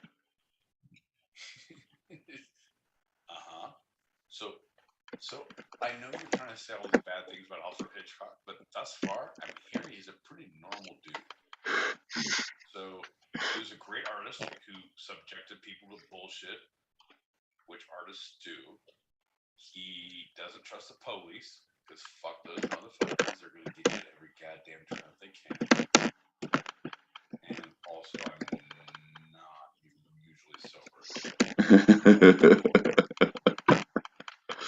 I do like eggs. The things you got me with the eggs. Like, what if you did like fried egg or something? Like he ate eggs. I'm like, I don't like those shells. Like, I would be okay with them. But that was a word. That's my tipping point. In 1939, Madeleine Carroll and Robert Donat starred in Hitchcock's The 39 Steps, considered to be the film that elevated him to fame. He was already 18 movies into his career, and that was enough for him to have elevated his own behavior from quirky into downright bizarre. There's a whole list of weird behaviors coming from him behind the scenes, including reports that every time he finished a cup of tea, he wouldn't just set it on the table or hand it to an assistant like a normal person. No, he tossed it in over his shoulder and smashed it to the ground. Just one bizarre way he decided to use to show that he was in absolute control. Yeah, John. Again, what is wrong with that? If you are king shit, if I wake up in the morning and I piss excellence, of course I'm gonna throw teacups. Bro, that is the least of the small things I'm gonna throw. Again, you're not saying anything that I'm disagreeing with that he's doing. But continue. So he reportedly called his stars Mr. Donut and the Birmingham Tart, rather than referring to them by their actual names, like, again, a normal person. Because he was Donut, his name was Donut, and she was Tart. Like, yeah. The first day. He was clever, John. He's not making up names like your name's John L. Peacock and I call you Donut. His name is Donut. Right. Come on, John. Right. Come on, baby. All right, go ahead. I'm backing him. I got him. So the first day, Donat and Carol were on set for the first time. He produced the handcuffs that would be keeping them side by side for a good part of the film. Slapping the cuffs on them, he went on to pretend that he'd misplaced the key. So there are a few different versions on how it all ended. According to Donat, he and Carol got along too well for Hitchcock to be amused by their suffering, and he found, quote unquote, the key after an hour or so. Other accounts have the hilarious gag dragging on for hours, with everyone involved getting more and more annoyed with the whole thing, except for, of course, Hitchcock himself, who would later remark, quote, "We had a lot of fun making the 39 steps." Bro, again, like all of the ammo you're throwing at me is nonsense. If I was a jury of your peers, but I am so far above you, so I'm not, I would have to say, nay. All right, so as an actor, as Donut, I know my name's Donut, and he calls me Donut. I'm like, oh, I'm upset. Like, bro, you grew up being called Donut your whole life. The worst they could call you was the Hole. Like, he doesn't call me Hole, he calls me Mr. Donut. I'm like, I'm with it. Right? And now, okay, boom, here's your handcuffs. Of course, because I know you, motherfucker. Edit that out. I was doing really good at not cussing. Very good at it. I know you. You would lock someone together like, where's the key? I don't know. I'm not sure. Look at that face. Look at him. Look at his. Look at that. Look that. Again, if I was your actor, I would be very. I would talk to Inside Edition. I would talk to Direct TV. I would talk to. I don't know what that means. Any of those things. Because I'm so angry about this, but it literally is nothing. It's someone fucking with an actor. Like, oh, we did get along too well. He found the keys. Like, no, I wanted to make you guys sweat. You're good. Here's your keys. But truly, think about that. Think about actors being handcuffed together who are going to have to do it for the movie. And he's like, see you later. Would you as an actor be so, this is awful. And, and everyone losing their shit like, no, that would never happen. And if it did, only one of them would do it, and the other one's like, I can't work with this person ever. John, I'm saying as an actor, right? Correct? Yep. You get handcuffed, like, good luck, and your director's doing some method bullshit and walks out. Like, you try to make the best of it with the chick, like, you go smoke a bowl? Can you light this? I have the pipe if you can light this, and I'll hold this.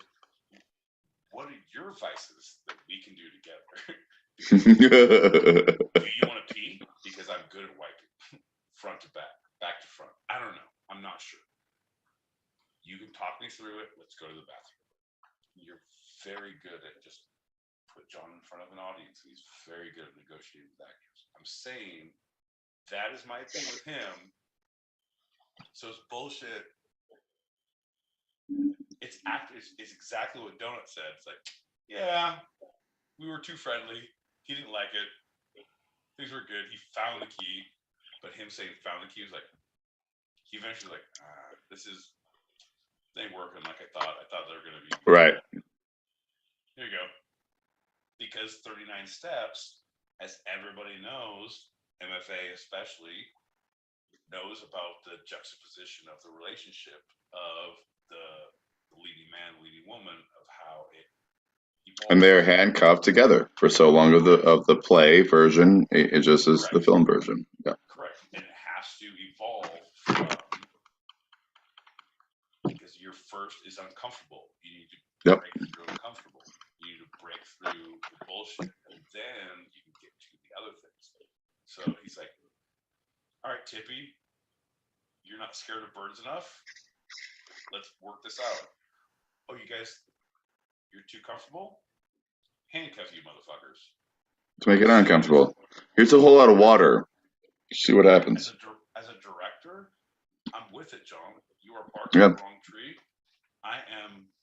Turns out I'm a bigger fan of Alfred Hitchcock than I was before we started the show. Continue, John.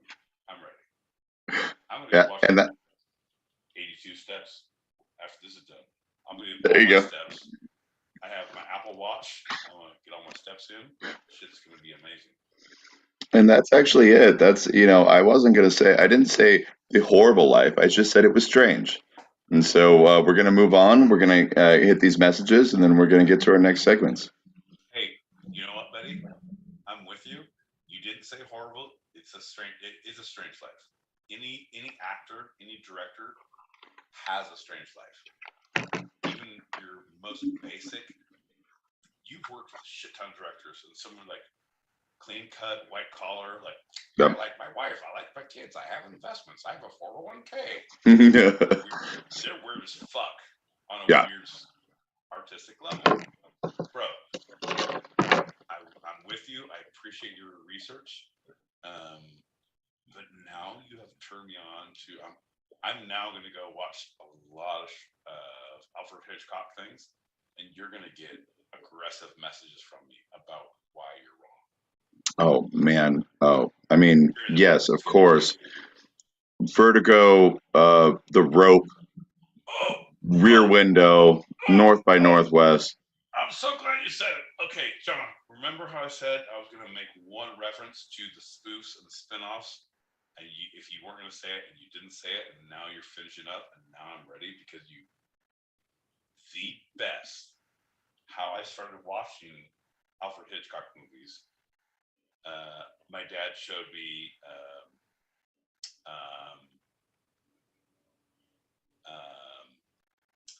the Mel Brooks movie.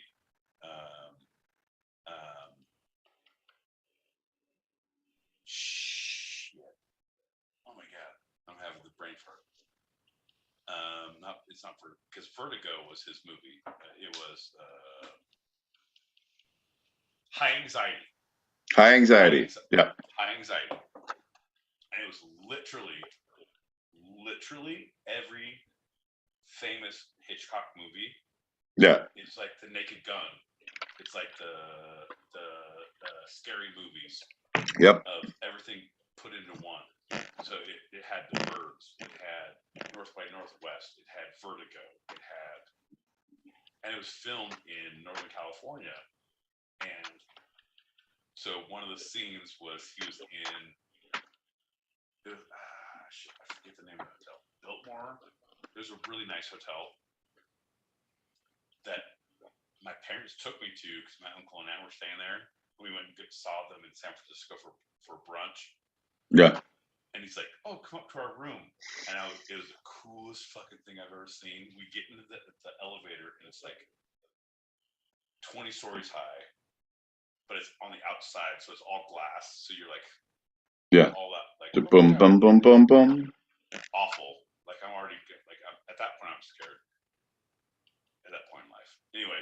So instead of going and pushing the button, like, "Oh, we're gonna go to the floor 35." He's like, "This is really cool. Watch this." He leans in and goes, and just breathes. And it's heat censored. So it's not button pressed. There's no buttons. It's just the heat of your thumb. So he learned that you can like and breathe on your button. And then you go to your floor. Oh my God. And I had shrimp for brunch, and that's where they filmed High Anxiety in one of his scenes. Super good. Yeah. Anyway, Yeah. I digress. Hit the messages. Let's move on, John. God, anyone who's listening, thank you so much for continuing to listen. We're live on.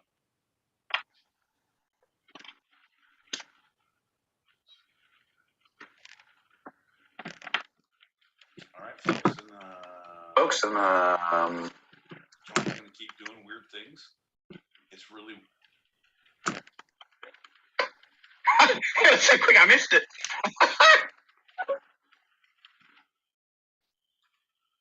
All right, folks, and as I was saying before, leaning real close to his camera to show his weird eye bags that will never, ever go away. When you ask him who hurt you, he says genetics, and it's very truthful.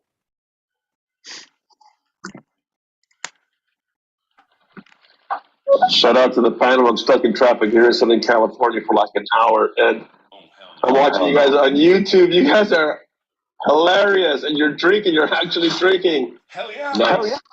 Thank you, boys. My man. Uncle Leo. That's my man. John, do we throw him a follow? We're live every Thursdays. Like, if you're stuck in traffic, bro, our shit is on point for traffic jams. Like, we're bumper to bumper all the time. John has, you don't lean in like that. Like, I know you have not had a show in a couple of days. You look like a piece of shit. Look at you. Your goatee is weird. Doesn't look like Dante's. I had a show today. Oh, I get it. Sorry, you're at the end of the run. Like, you don't give a fuck. Your paychecks have all been cashed. And you're literally like, fire me. I dare you. I fucking dare you. Several things have happened in between the show and now. So, I've aged. You don't think War ages a man? I'm 16 years old. God damn it, John.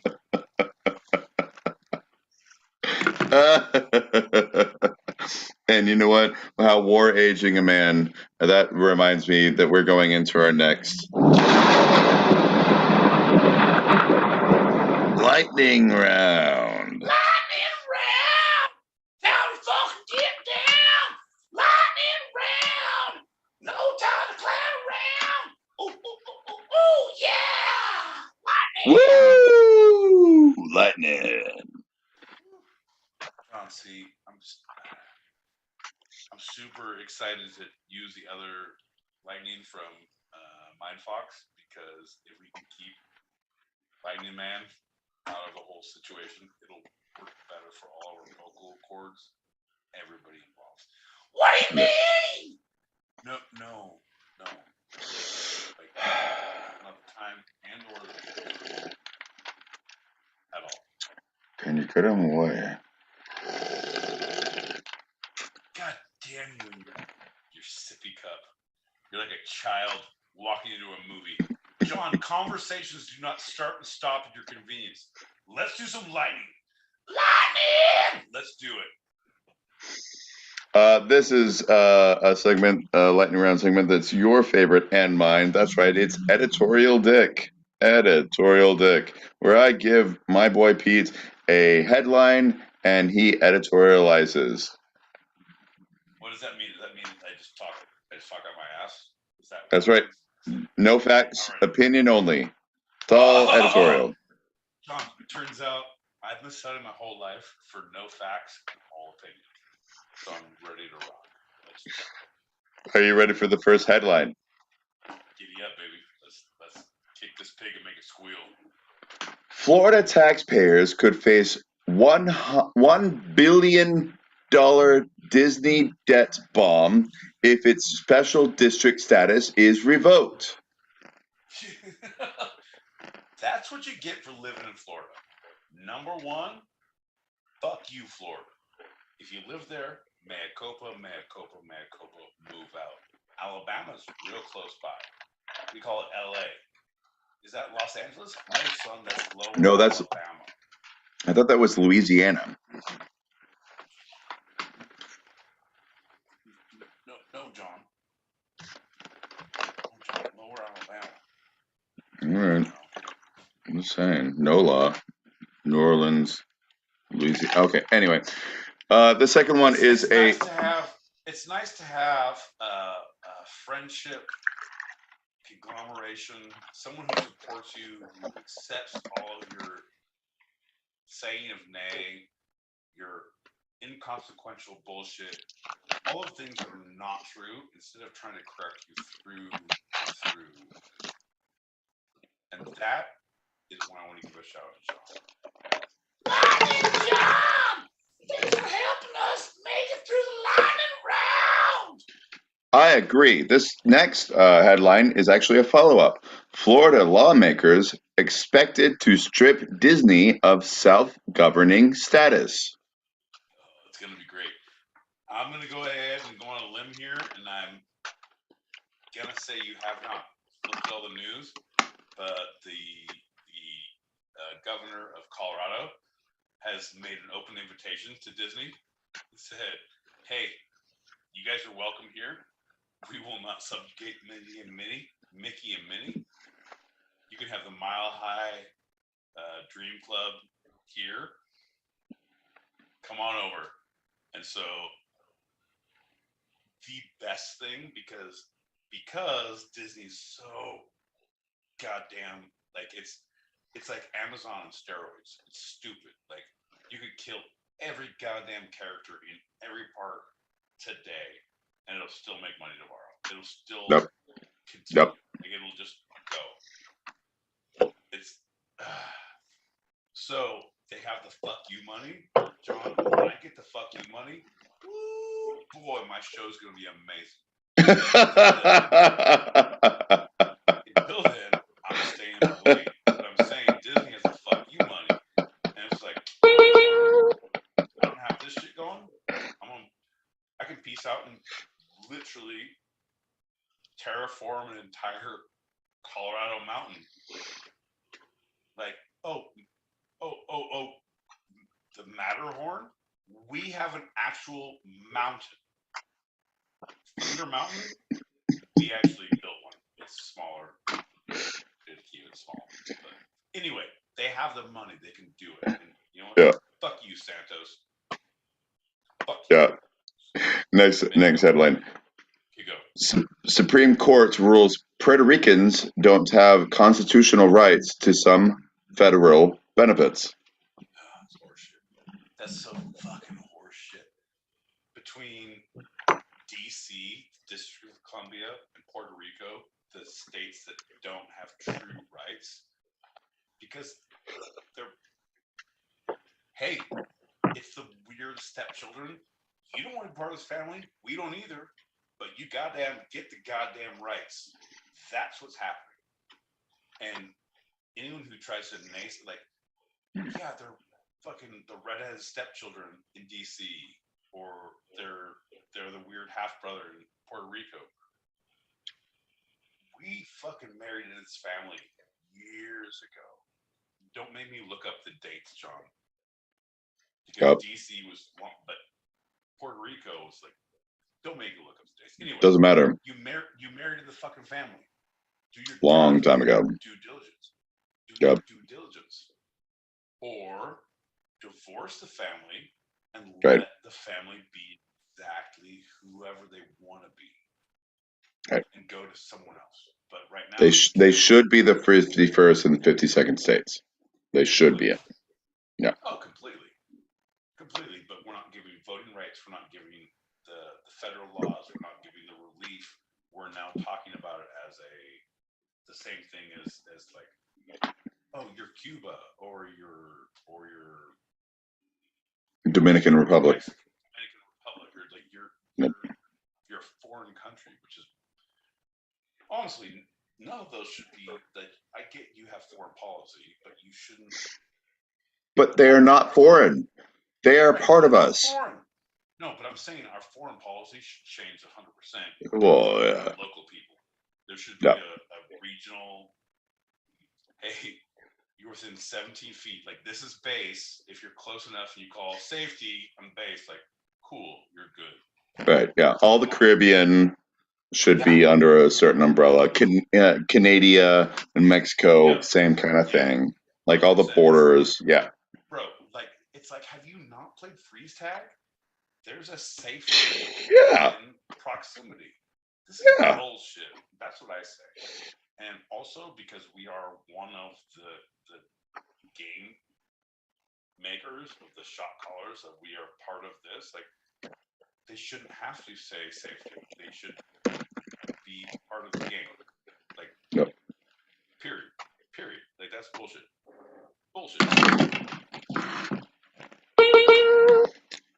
And finally, last headline.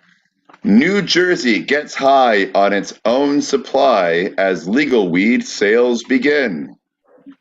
It's great that John looked up the New York Post for his headline, because anyone who has a fucking tittery-tattery, let's get attery vocabulary for any headline involving weed is definitely reading from the Washington Post.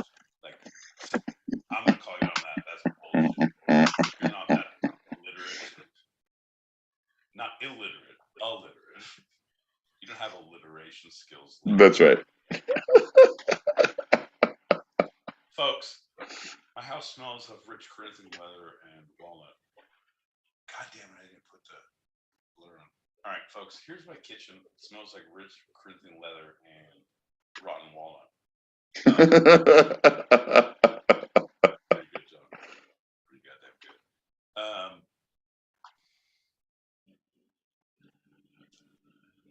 It is great. No, it's fantastic. It's amazing. But they shouldn't get high in their own supply. Like, honestly, I can tell you, no, they're not. They are having their own growers in New Jersey, but I promise you, the sales are coming in from Pennsylvania, from New York, or from Rhode Island. Oh, sure. Yeah. Like, there's not. So it's an alliteration, and I take umbrage with that, John. I take umbrage. I personally. Well, if you take umbrage with that, please do not take umbrage with the Two-Sided Pod going viral. Two-Sided is on Apple Podcasts, Spotify, Anchor, and elsewhere by searching Two-Sided, TWO-Sided. We'd love if you rate and follow us on all those platforms. And now you can rate us on the Spotify. So please do give us 5 stars. It doesn't hurt you. It only helps us. And you could subscribe and hit that alert on our YouTube channel, which is Two-Sided Podcast. We thank you kindly. The thing is, I adore you, John, but I need you to not read scripts. Like, I know you did a lot of hard work on scripts, but sometimes, man, free balling, free basing, free wheeling, it's the way to go. It's literally, hear me out. Don't look at the script. John, no, you're looking down. Like, oh, look at the ice. Look at the ice. Hey, folks, because we have gone vitriol. We know exactly what you want, and we are speaking what you want to hear. So we are on Anchor, Spotify, fans only, Apple Pod. You can not only like us, you can rate us, you can subscribe, you can watch the YouTube and hit that alert button, hit that bell, because if you don't, we'll come to your house, we'll find out where you sleep, and we will goddamn hurt you. See, John? No script. So much better. So much better. No, it's very, like, but they're scared, and they're going to do it. See how that works out? Perfect. All right. We're still doing the show. Let's do the show. Yeah, let's finish up with our final segment of the show. Before then, let's have one more shot. Well, maybe not one more. Let's have another shot. Let's do another shot, folks. Folks, if you like what you've seen, if you can't believe what you've heard, if you don't believe this is butter, then raise your glasses, raise your pipes, smoke if you got them. Here's to you, folks, for listening. Thanks for listening.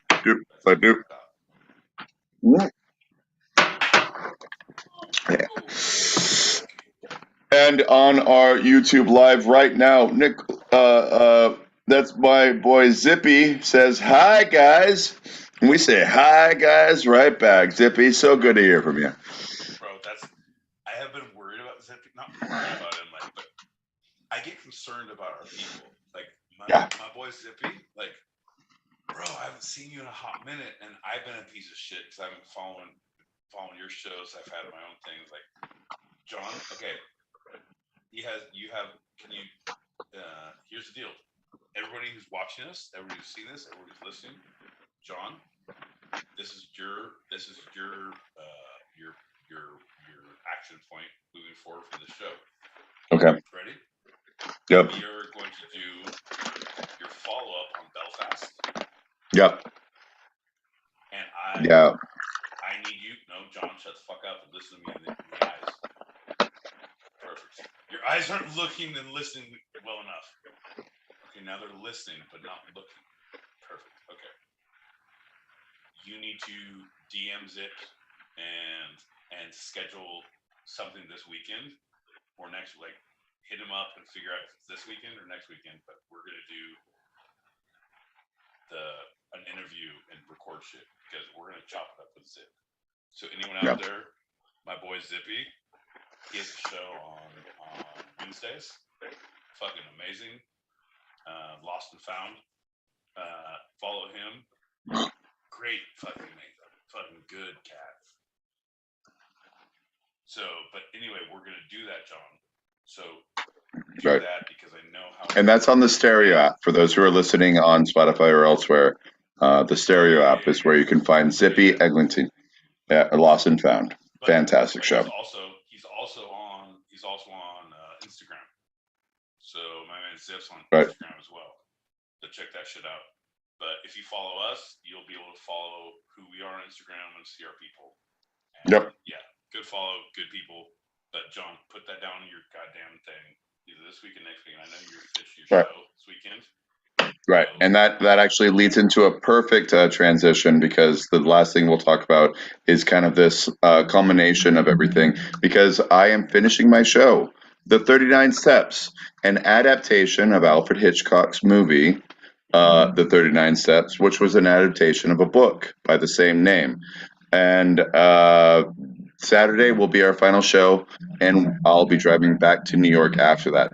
So this weekend is kind of booked up for me, but right after this weekend is when we can start making things happen. So we will talk, but that's a really good transition because I have more things to say about both the 39 Steps and adaptations in general, which was all revolving around Hitchcock. So if you see the theme of the show now, well, good on you because I just told you what it was.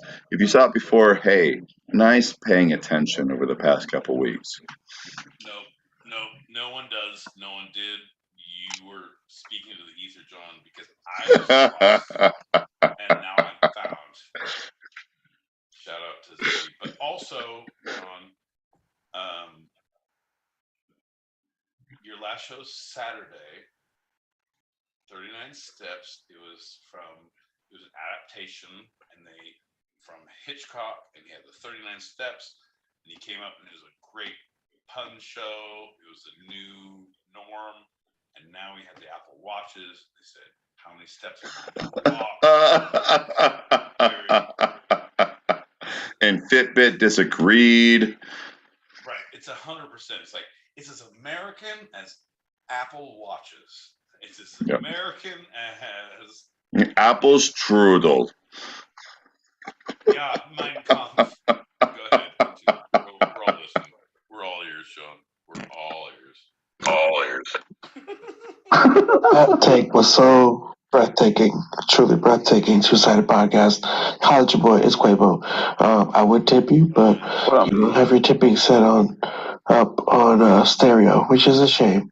But I guess I'm gonna have to follow you now on all those other platforms that podcasts. Why can't you just make my life convenient, guys? Gosh. My man.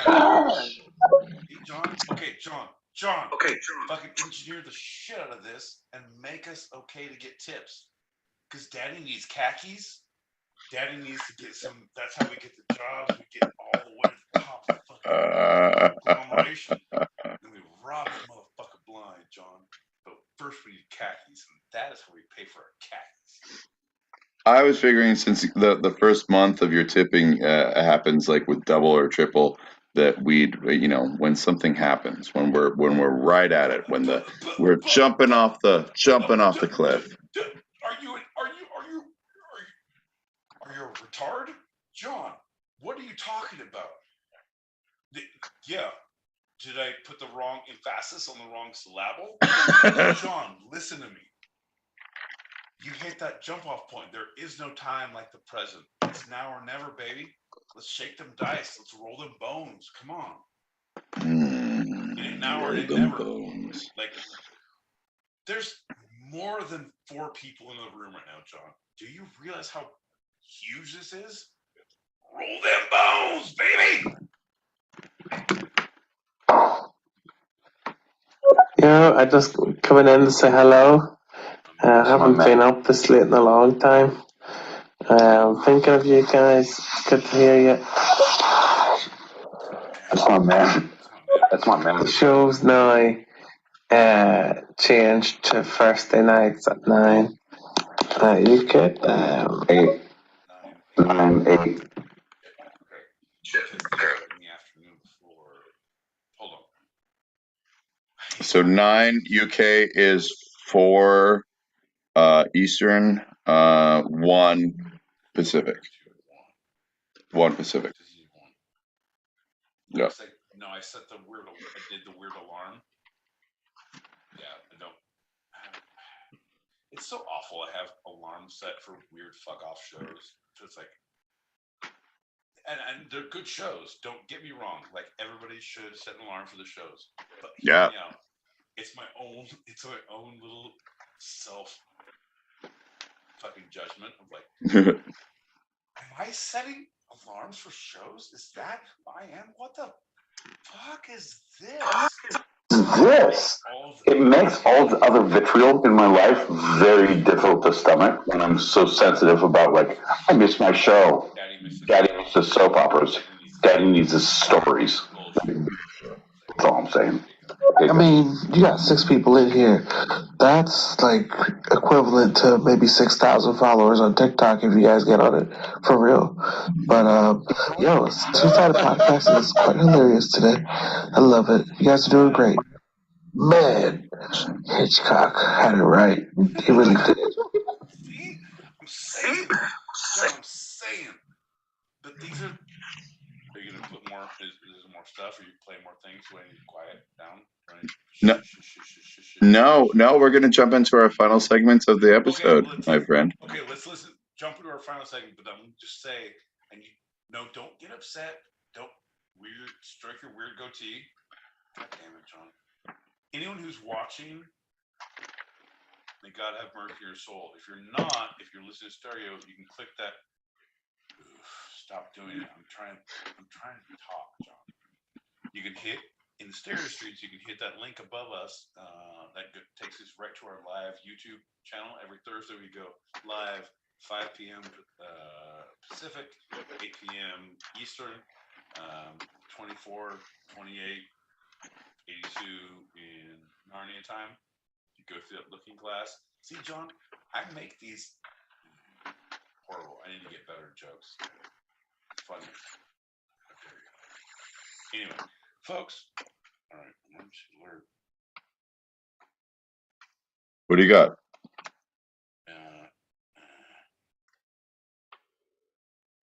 We have a silver alert. Missing and endangered elderly. Oh no. Southern California. Yeah. Anyone who's if you were in Florida, that would be every other moment of the day.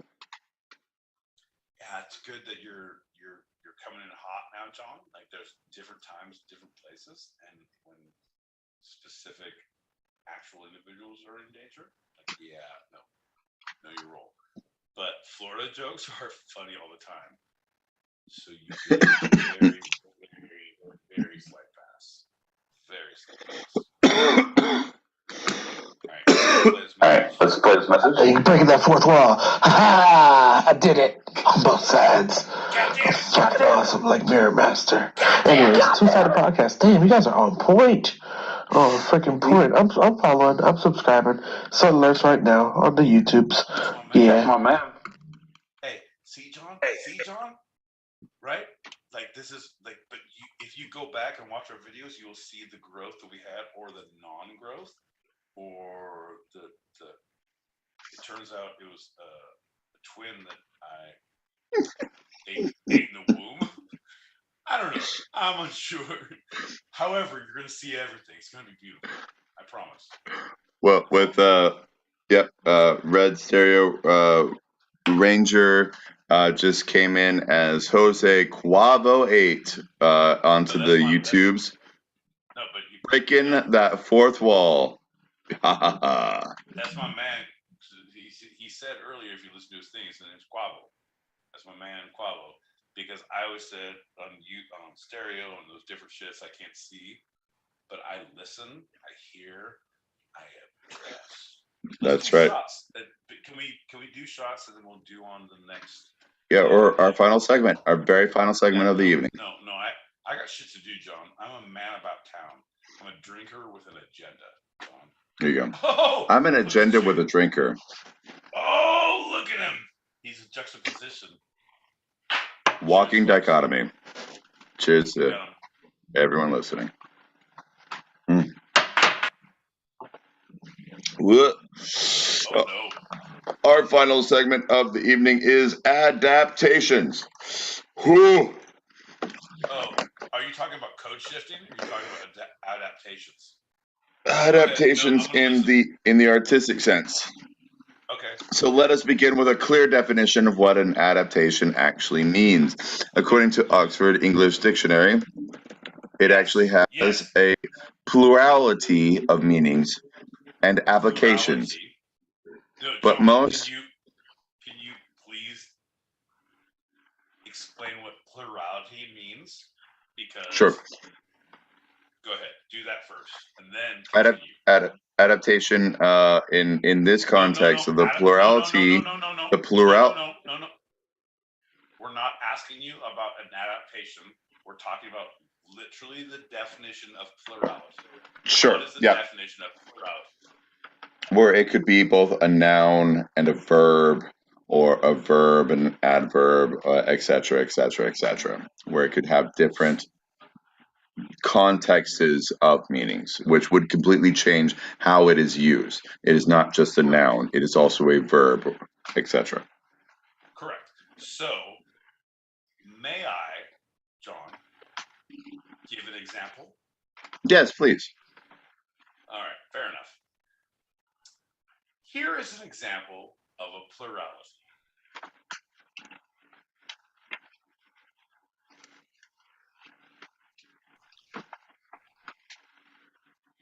Fuck!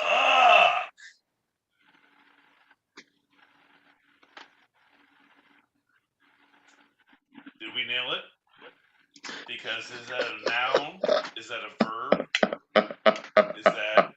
Let's use our literary English definitions of what we understand of a plurality of understanding. Well, with that, only in that context. Without. Well, no. I'm sorry. I said the wrong word. Not context. Only in that form where it's not like ing or er after it. Only in that form, the context would have to be limited to a noun or verb, but it would be both like an action point and and a description.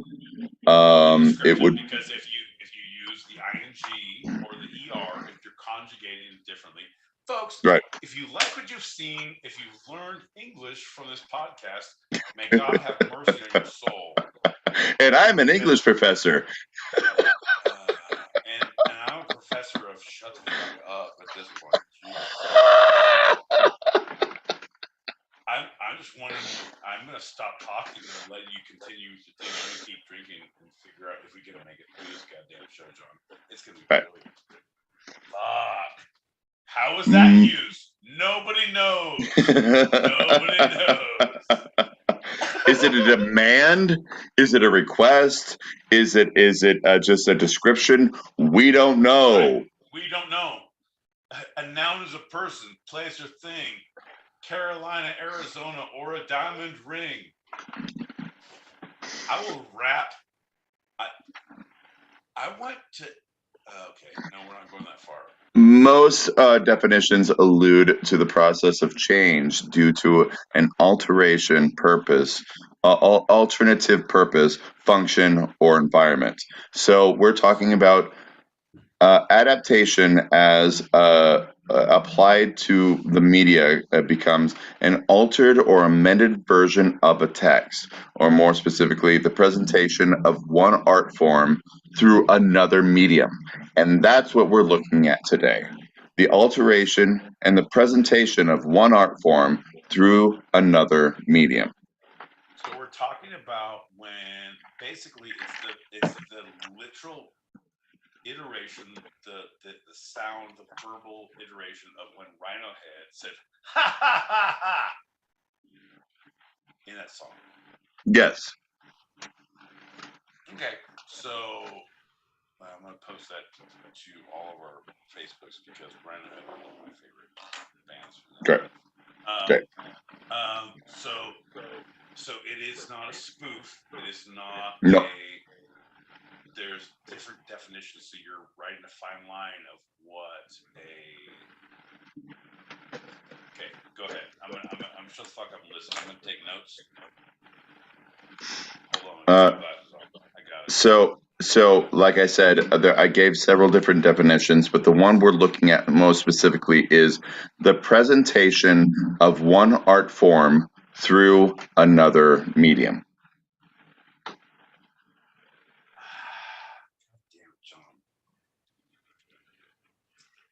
God damn it, John. It makes me upset when you do things that make me want to argue with you. Because I feel like this is where you're trolling me. I feel like you. John, have you ever been on the witness stand as a defendant and you feel like they're leading you down the primrose path and you realize way too far along the path you can't stop talking? Like, God damn, I now see where he's taking me. I actively feel like this with you all of the time. You're like, no, so here's the thing. So I'm like, it's not. Okay, go ahead. Say it again. I'm going to be quiet. Go ahead. The answer to all of those questions at once is no, I've not been in all of those circumstances. You want the truth? You can't handle the truth. Motherfucker. You see what he does to me, you guys? Because I think 5 steps ahead. He's like, I don't know what you mean. You can't handle the truth. And has a sound effect. How can I not know that he's on 2 steps ahead? You guys! That's That's all right. That's all So, right. adaptation is not a new process. Humans have been adapting text from different forms for thousands of years. It is the process of creating paintings and visual arts based on histories and spoken legends. It is a translation of poetry into prose, of stage to the screen, and of course, the novel or similar literary sources into television and film, like we're looking at tonight. While this process may not be new, it is still an area of great convention and contention, as when the content undergoes adaptation and becomes subject to a variety of factors that will affect the resulting product and the production. These forces may range from issues relating to the nature of the source text or the actual reason for the adaptation, even the particular medium and market that will play a role in influencing the outcome. Most distinct examples of this is the adaptation of a large text, such as a novel, full of nuance and internal character development, which must undergo a process of compression to fit a single film format. God damn it! Are you talking about like the Iliad? Okay, folks. John, I have such a hard time focusing on what you're saying. Can I take a Okay. moment? No. Stay with me. Stay with me. Stay with me. I appreciate you. I adore you. You've done the Lord's work. I think we all understand that. But I have a hard time focusing when your brilliant writing is read in your goddamn ginger voice. I have. So, what I would like to proffer at this point in our two-sided journey is that when you have these brilliant moments of explanation, I will do the extra work. I will leg out. I will open an email and I will read the script that you have written because that was brilliant. The things you look very angry and very oblivious right now. I don't like it. I'm making myself drink and I don't like what you're doing. But if you can send me, because bro, I feel like you're just, it's so good. What you said was so good, but I didn't hear any of it because I was so angry about you not delivering like a good actor to make it hit home for me who has ADHD, and I didn't understand. So I want more. John, let's go back. All right, let's start at the beginning. No, we're not. There's too much. He did 2 paragraphs. We don't need that. I think I can clarify more by moving forward. What sometimes when you have these questions, it turns out the research I've had actually answers your questions, and it's sometimes quite the nice transition. You're right. It's like we're halfway steeped in blood. We might as well keep going. John, hit him. Exactly. So within media studies, there's already been a long-standing discussion under the title of theory of adaptation. This is a huge thing in media studies, looking directly at film and filmography, which concerns the impact and processes of the act of adapting text of various sources to the screen. There's actually a number of factors that should be taken into consideration when considering the process of adaptation. Firstly, the issue of comparison. How can two texts be compared when they belong to two fundamentally different genres, right? A book and a film. Although, for instance, a novel and a film may share common narrative traits, they do not share conventional traits that are the basis for delivering their narratives. In an effort to alleviate this difficulty, many theorists have simply argued that the adaptation cannot be compared to the original. What do you think about that? I'm going to stop there because I have more, but like that's something that I took a little umbrage with because you cannot compare one to the other just because of the different mediums. No, you definitely cannot. You cannot do that. You also cannot take my word umbrage. You also need to take a breath because the words you were saying were super good. but I had to write some of them down because you're reading them in your dyslexic ginger way that made it very hard to. That's what I'm saying. Like, you're super good. Feel it, baby. You know exactly what you're fucking saying. Come on, man. Hey, you know what you're saying? You know what? If you want to use the words, use the words. But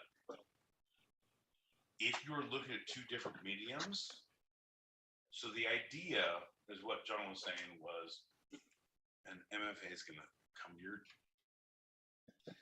God damn it. And now somehow I'm the. See, John? I'm a soothsayer because I'm naysaying you, and the MFA is going to come and say, like, no, Pete, we all understood what you were saying. You're a piece of shit. Like, sorry, MFA, I'm not putting that evil on you, girl. That's my own little weird shit. Anyway,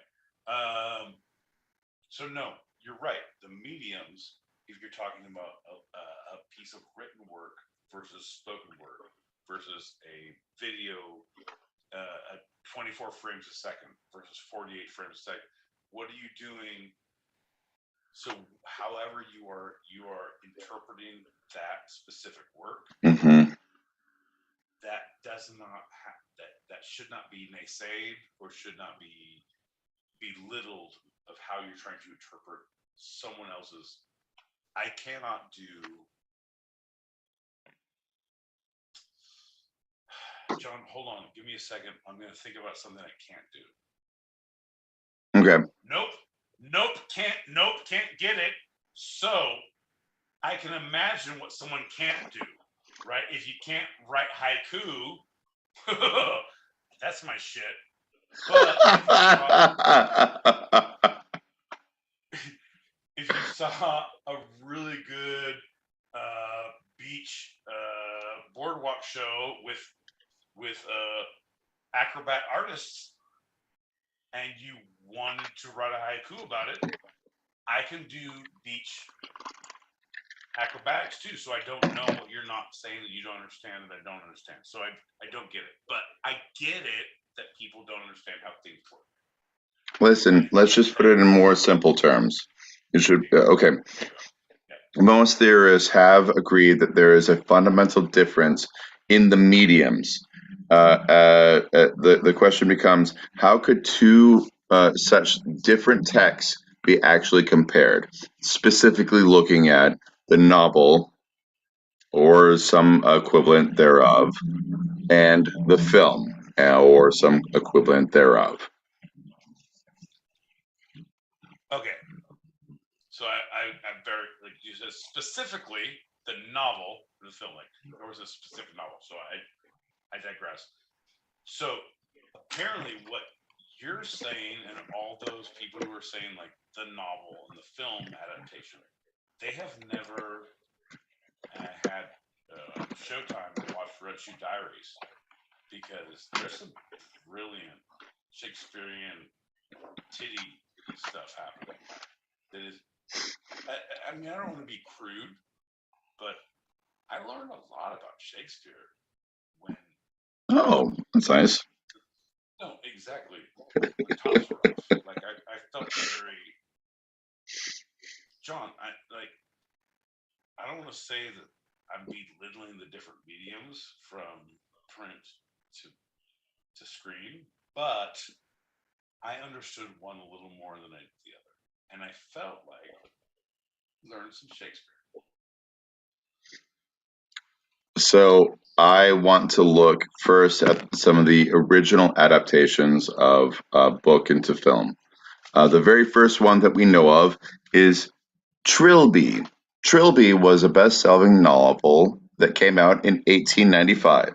The main character, Trilby O'Farrell, is a half-Irish girl who models for artists in the 1850s of Paris. She encounters the sinister magician Svengali, who uses hypnotism to transform her. Svengali.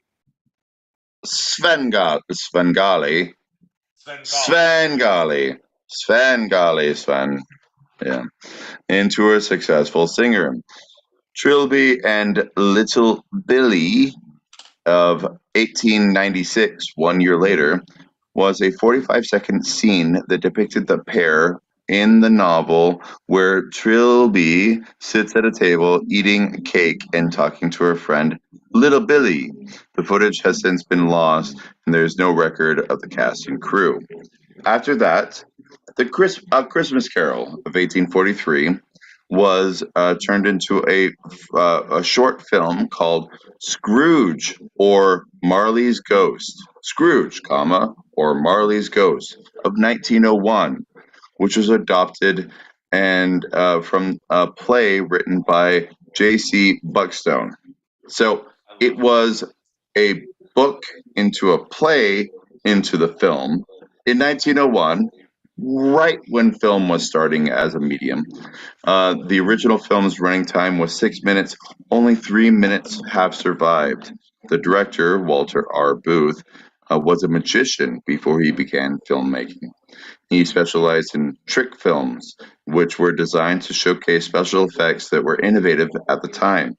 In one scene, a ghost's face is superimposed over the door to Scrooge's house. In another, clo- uh, close, Scrooge closes the black Do you curtains want to forward over this his to me? bedroom. Jesus Christ, we're all having a hard time listening to you. Do you want to forward? Go ahead. So Scrooge, there was a goddamn skeleton over the door, and Scrooge did what now, John? Continue. And he closes the black curtains over his bedroom window, and flashbacks to his childhood are superimposed over the dark space. Sorry, my dyslexia took a little turn right there. I'm going to go quickly through the next runs. No. How about take a breath? Because we have lost all of the fucking people in our show after you've done this. Like, no. Stop. Take a breath. It's funny when it's not funny. When you dyslexia read a bunch of weird facts that you wrote that you were super excited with, means very, very dick to us, John. Me included. Just letting you know. So some of the most adapted films from novels include And Then There Were None by Agatha Christie, over 10 different film adaptations. Alice's Adventures in Wonderland by Lewis Carroll, 20 plus adaptations. The Three Musketeers by Alexander Dumas, 29. Pride and Prejudice, 28 plus. Hamlet, 31 plus. Frankenstein by Mary Shelley, 37 plus. And at this point, I'm going to ask you, okay, what beats all of these? Pete, I have the answers, but what do you think? I think you can guess at least one or two of them. What are you talking about, John? Like, we've remember when we get to a point after the second light round when you're hammered, I'm hammered, and now you're doing weird things with, and we're on screen and we see Right. how you're behaving. So Yeah. I'm not following you. I have. Okay, we are talking about the most adaptations on film by a single novel. John, I understand that. I'm saying when the understanding of you and me don't conglomerate in the normal way, I know what we're talking about. You have rattled off a lot of things. I just want to make sure we're both on the same page. Looking at me, looking at you, looking at us. There you go, Paul. That's perfect. So can you think of any major adaptations? You've already said Alice in Wonderland. You've already Yes. said The Looking Glass. You've already said it's all like there's tons of Shakespeare stuff. Go away from Shakespeare.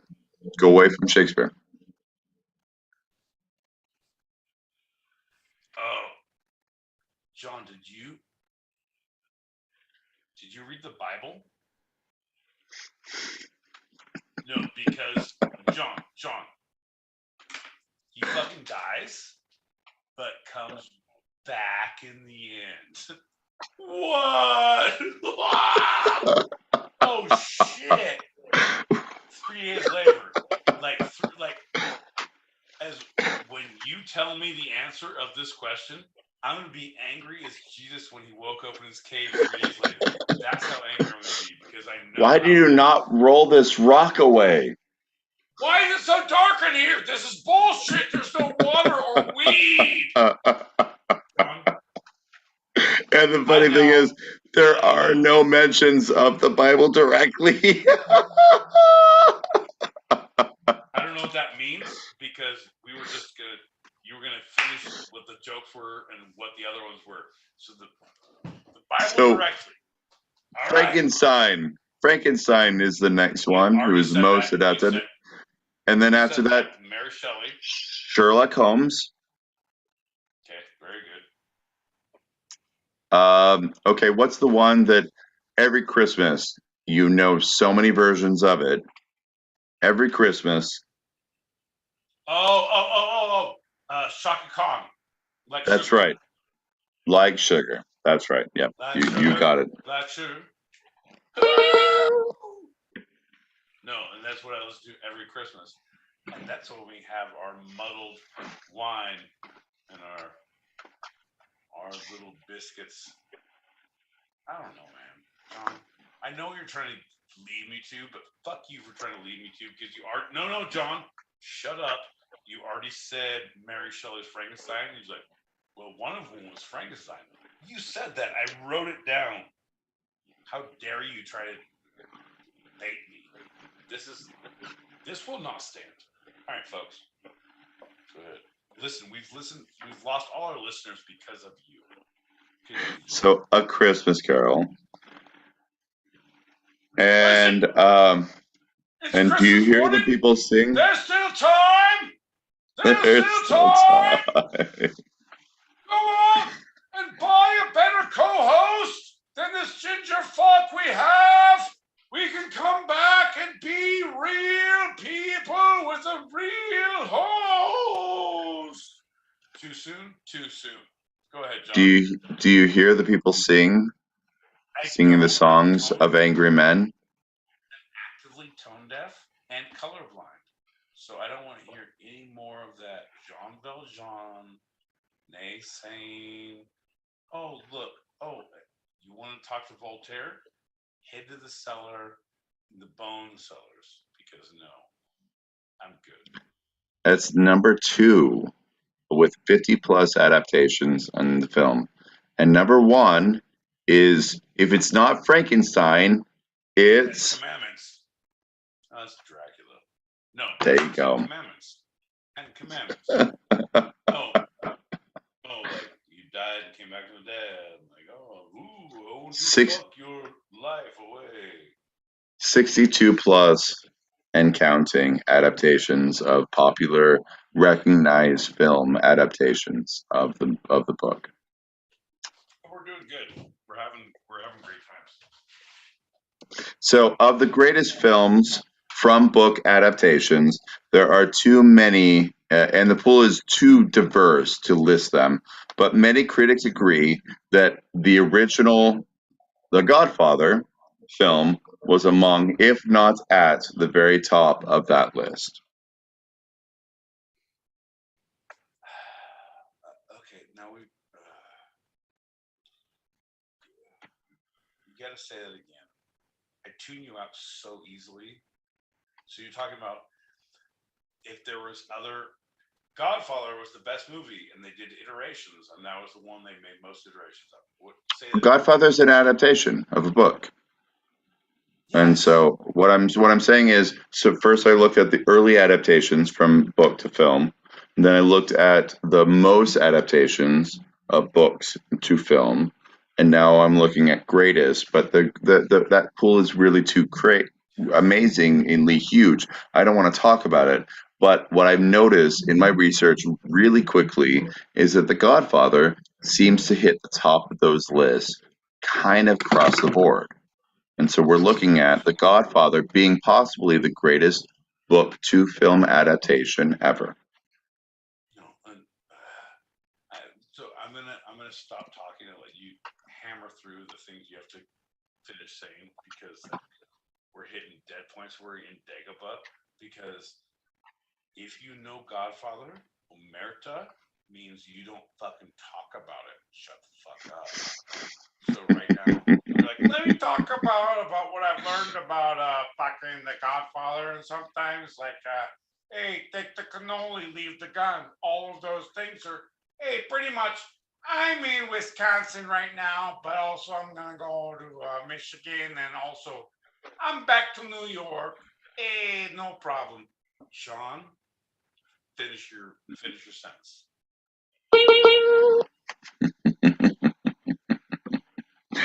So the final thing about adaptations is that there are some iconic books that have been adapted into other mediums beyond film as well, particularly looking at the stage. One Flew Over the Cuckoo's Nest is the first adaptation that I ever personally saw as a book first, a film second, and the stage production third. And people say, how can you compare them? I say, you can't. They are such, they're all so amazing in their own right, but they are so different. They take different stances, they take different viewpoints.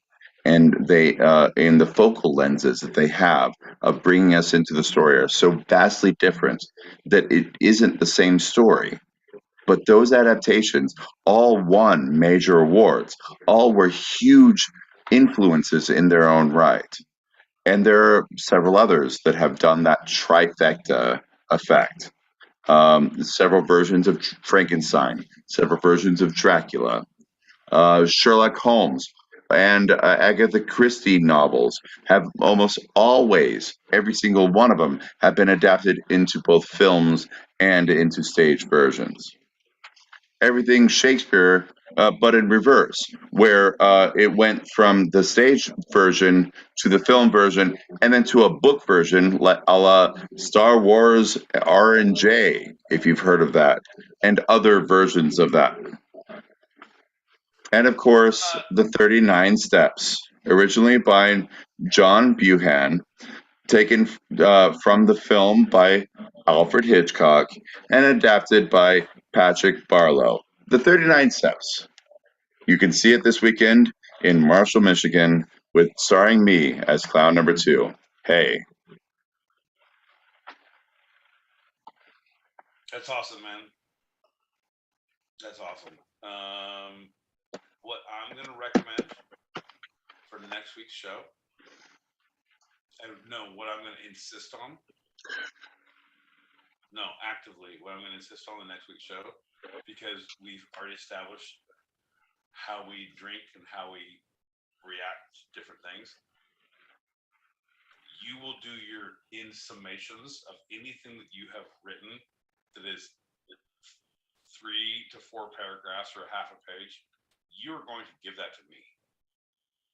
I am going to read the summations of those things because no, John, you're missing so many hot points. You have all of the great information and you deliver it like a goddamn drongo. And you're missing so many because you're not thinking. Oh, and here's Shakespeare, all of the things you said. John, look at you. Look at you. No, we're live. We're live. You don't have to. Don't pout. Don't pout. Don't pout. You talk about like, oh, Mary Shelley's Frankenstein and this and Shakespeare. All the things you said previously, you gave no new information. You did your summation because you told us what you were going to tell us. You told us the things, and then your summation was you told us what you told us, which doesn't work in a radio show, John. It doesn't work. I'm glad. I'm super happy you love writing. It's great.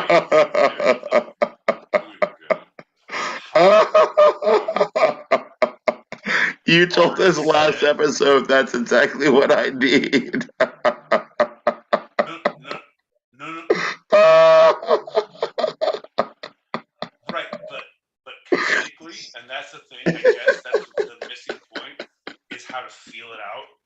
Because what I was saying, I already wrote the notes down of who all the people you said, Mary Shelley and Frankenstein, and also Dracula and Sherlock Holmes and Alice in Wonderland. Like, oh, you already said all these things, and now you're pushing through hard with this summation.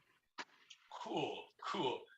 How about you felt all the audience, and you felt everything. Like, you know what? There's another one. Spider-Man. That was pretty, right?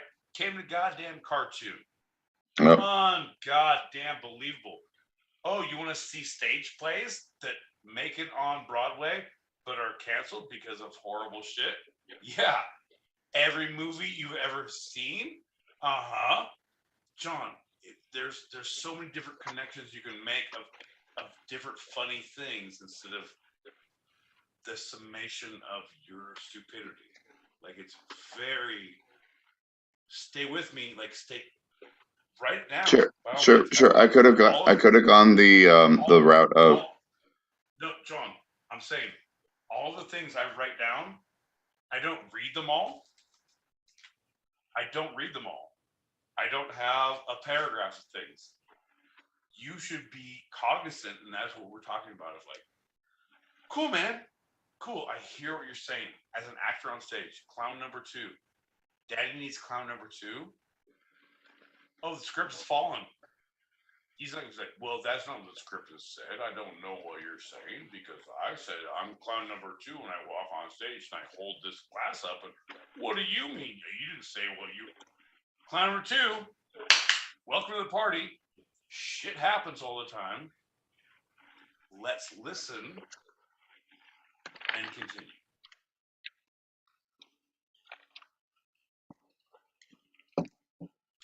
Folks, if you like what you've seen, if you understood what you've heard, this should usually take place after we close down.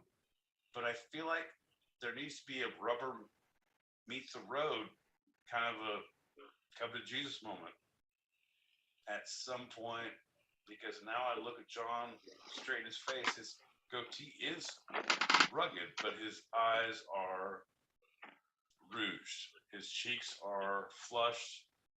He does have makeup on. He has done his work day in the theater. He is more experienced. He is more specific than I am. But however, if there ain't no fucking penalty, there ain't no reason to change.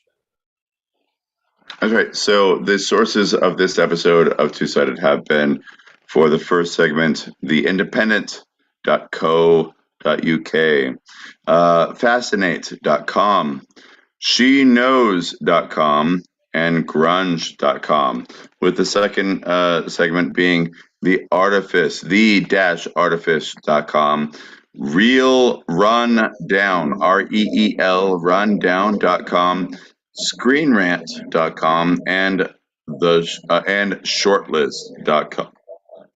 That's shortlist.com.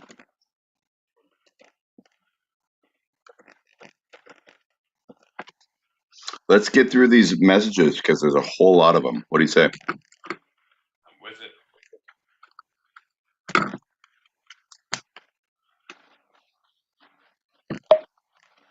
I keep having to open and close this app because I hear the voices and then see the thing go across. I don't know what's happening. I have to open and close. I'll be back. Damn, John, that was so two-dimensional. I was almost expecting you to pull out a PowerPoint presentation or to screen share it on the Zoom call or something. Either way, yeah. All of our bodies are made up of trillions of cells. That's just borrowed energy from the universe, and one day it will return to the universe. I'll yell at you if you want me to. Most people are pursuing happiness when they should be attracting happiness. Yeah? Right? Think about it. The opposite of up is down. Think about it. Without an outside, there cannot be an inside. Think about it.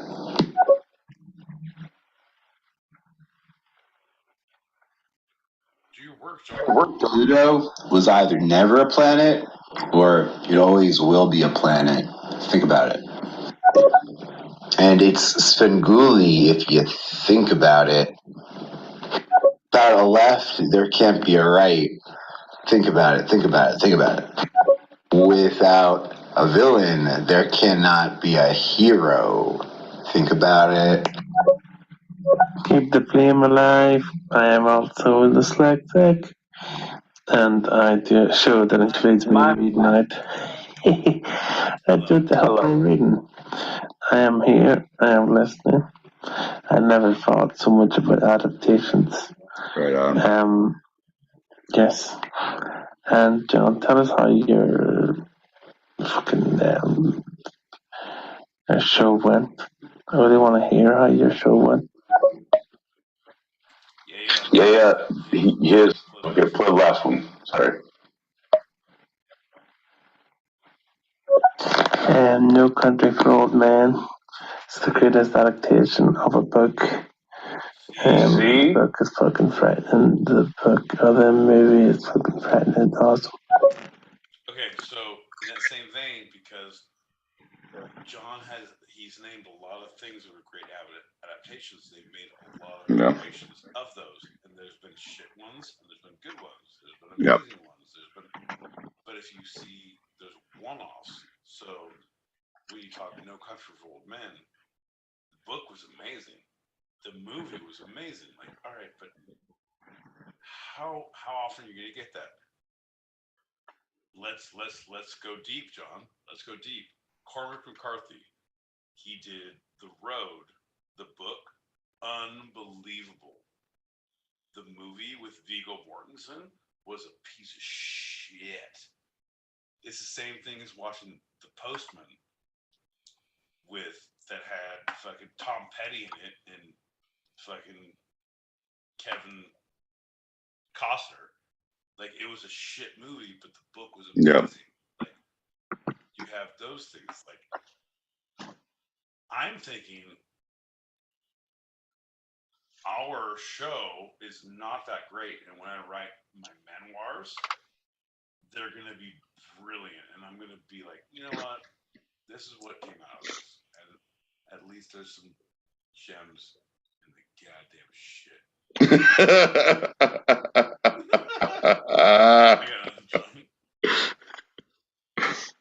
Well, I think you have something, because I'd like you to take a second look at this episode, maybe a second glance, a second opinion.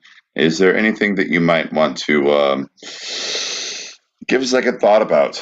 This is another Pete's Retraction Corner. Oh, shit. I actively didn't think you were going to give me this opportunity, because I was so vitriol throughout this entire thing, because it could be very pointed at you and your behaviors and your ideas and your thought processes and where you come from and where you've been raised, John. And who do you think you know, John? No, I don't like when you come fucking face to face me like that. You stay back and you don't match my goddamn energy.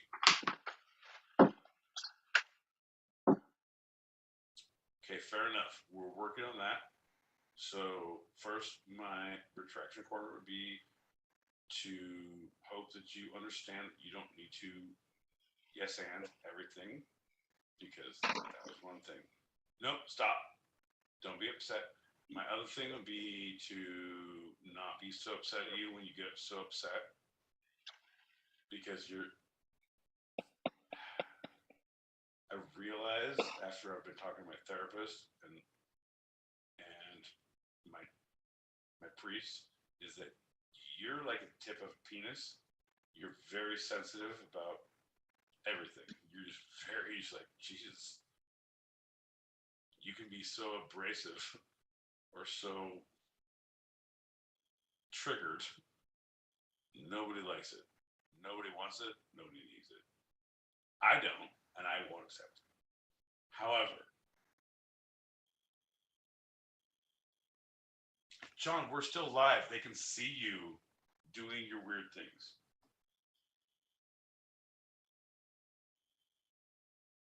Perfect.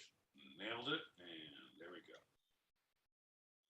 And mainly, I think that I didn't talk to you about all the things I want to say about you, or drank too much and didn't. Nope. I didn't tell you about the things I was saying. Yep, that's it. Makeover. Fuck off, makeover.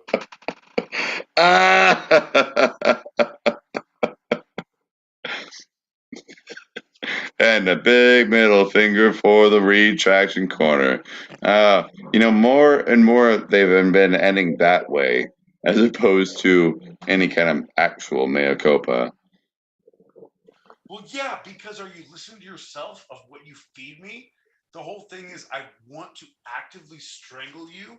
And I was like, in this time and place, in this whole weird world, we can't put hands on people and make people fucking hurt and walk it off. Everybody gets a fucking trophy and a hustle sticker and a fucking orange slice after they fuck up and lose the goddamn normal game that we play every Thursdays, 5 p.m. Pacific, 8 p.m. Eastern, two-sidedpod@gmail.com. The hustle sticker is up for grabs, and god damn it, I gotta give one to John! Even if he doesn't deserve it. But we're live on Spotify, on Apple Pod, and that's all your likes and your dislikes. Also, but seriously, it's so hard for me to grow as a person.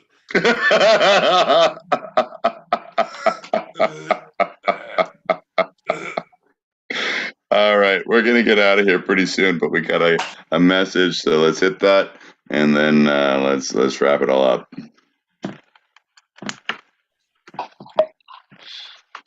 I'm a troll. She's a troll. We're all trolls.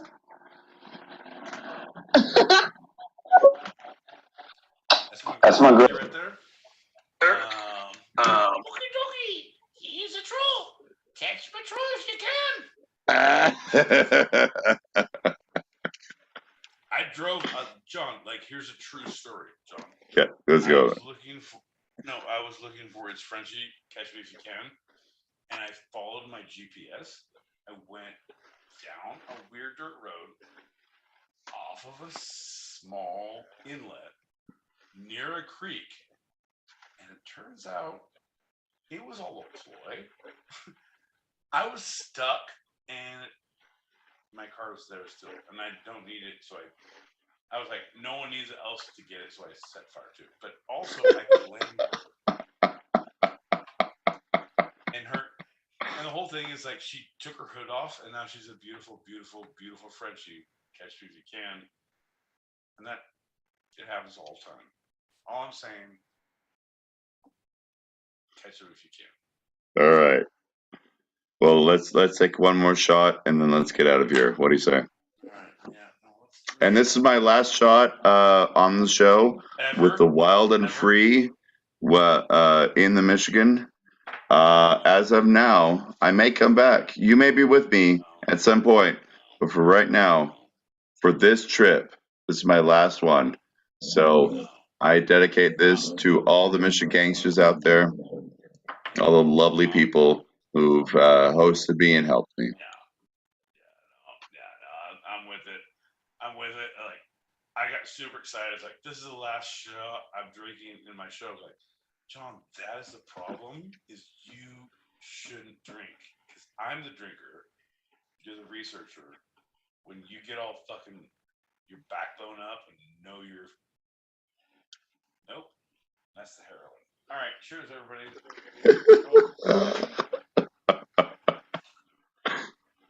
There you go. Get some water in you. Cheers. Cheers, everyone listening. Thank you.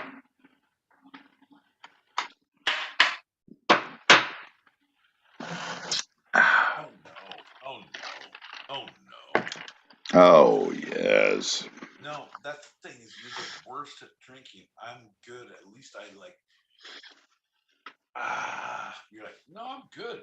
I'm intelligent. I have scripts. I read things like, and that is so infuriating to anyone who drinks and does it for a living. Ugh. Go ahead. Thanks for listening, everybody. We have our open chat show on stereo every Tuesday, same time as tonight. So if you'd like to join us or you want to throw some topics out there, email us twosidedpod@gmail.com. That's TWO sidedpod@gmail.com for topics or just joining us or anything. And remember to join us on stereo in the green room right now. We're going to go on the hour, so it's going to be about 10 minutes for our after show wind down. That's a wrap for tonight. I'm John L. Peacock from Brooklyn, New York, and the last time for now, signing out at the Dirty Mitten of Marshall, Michigan.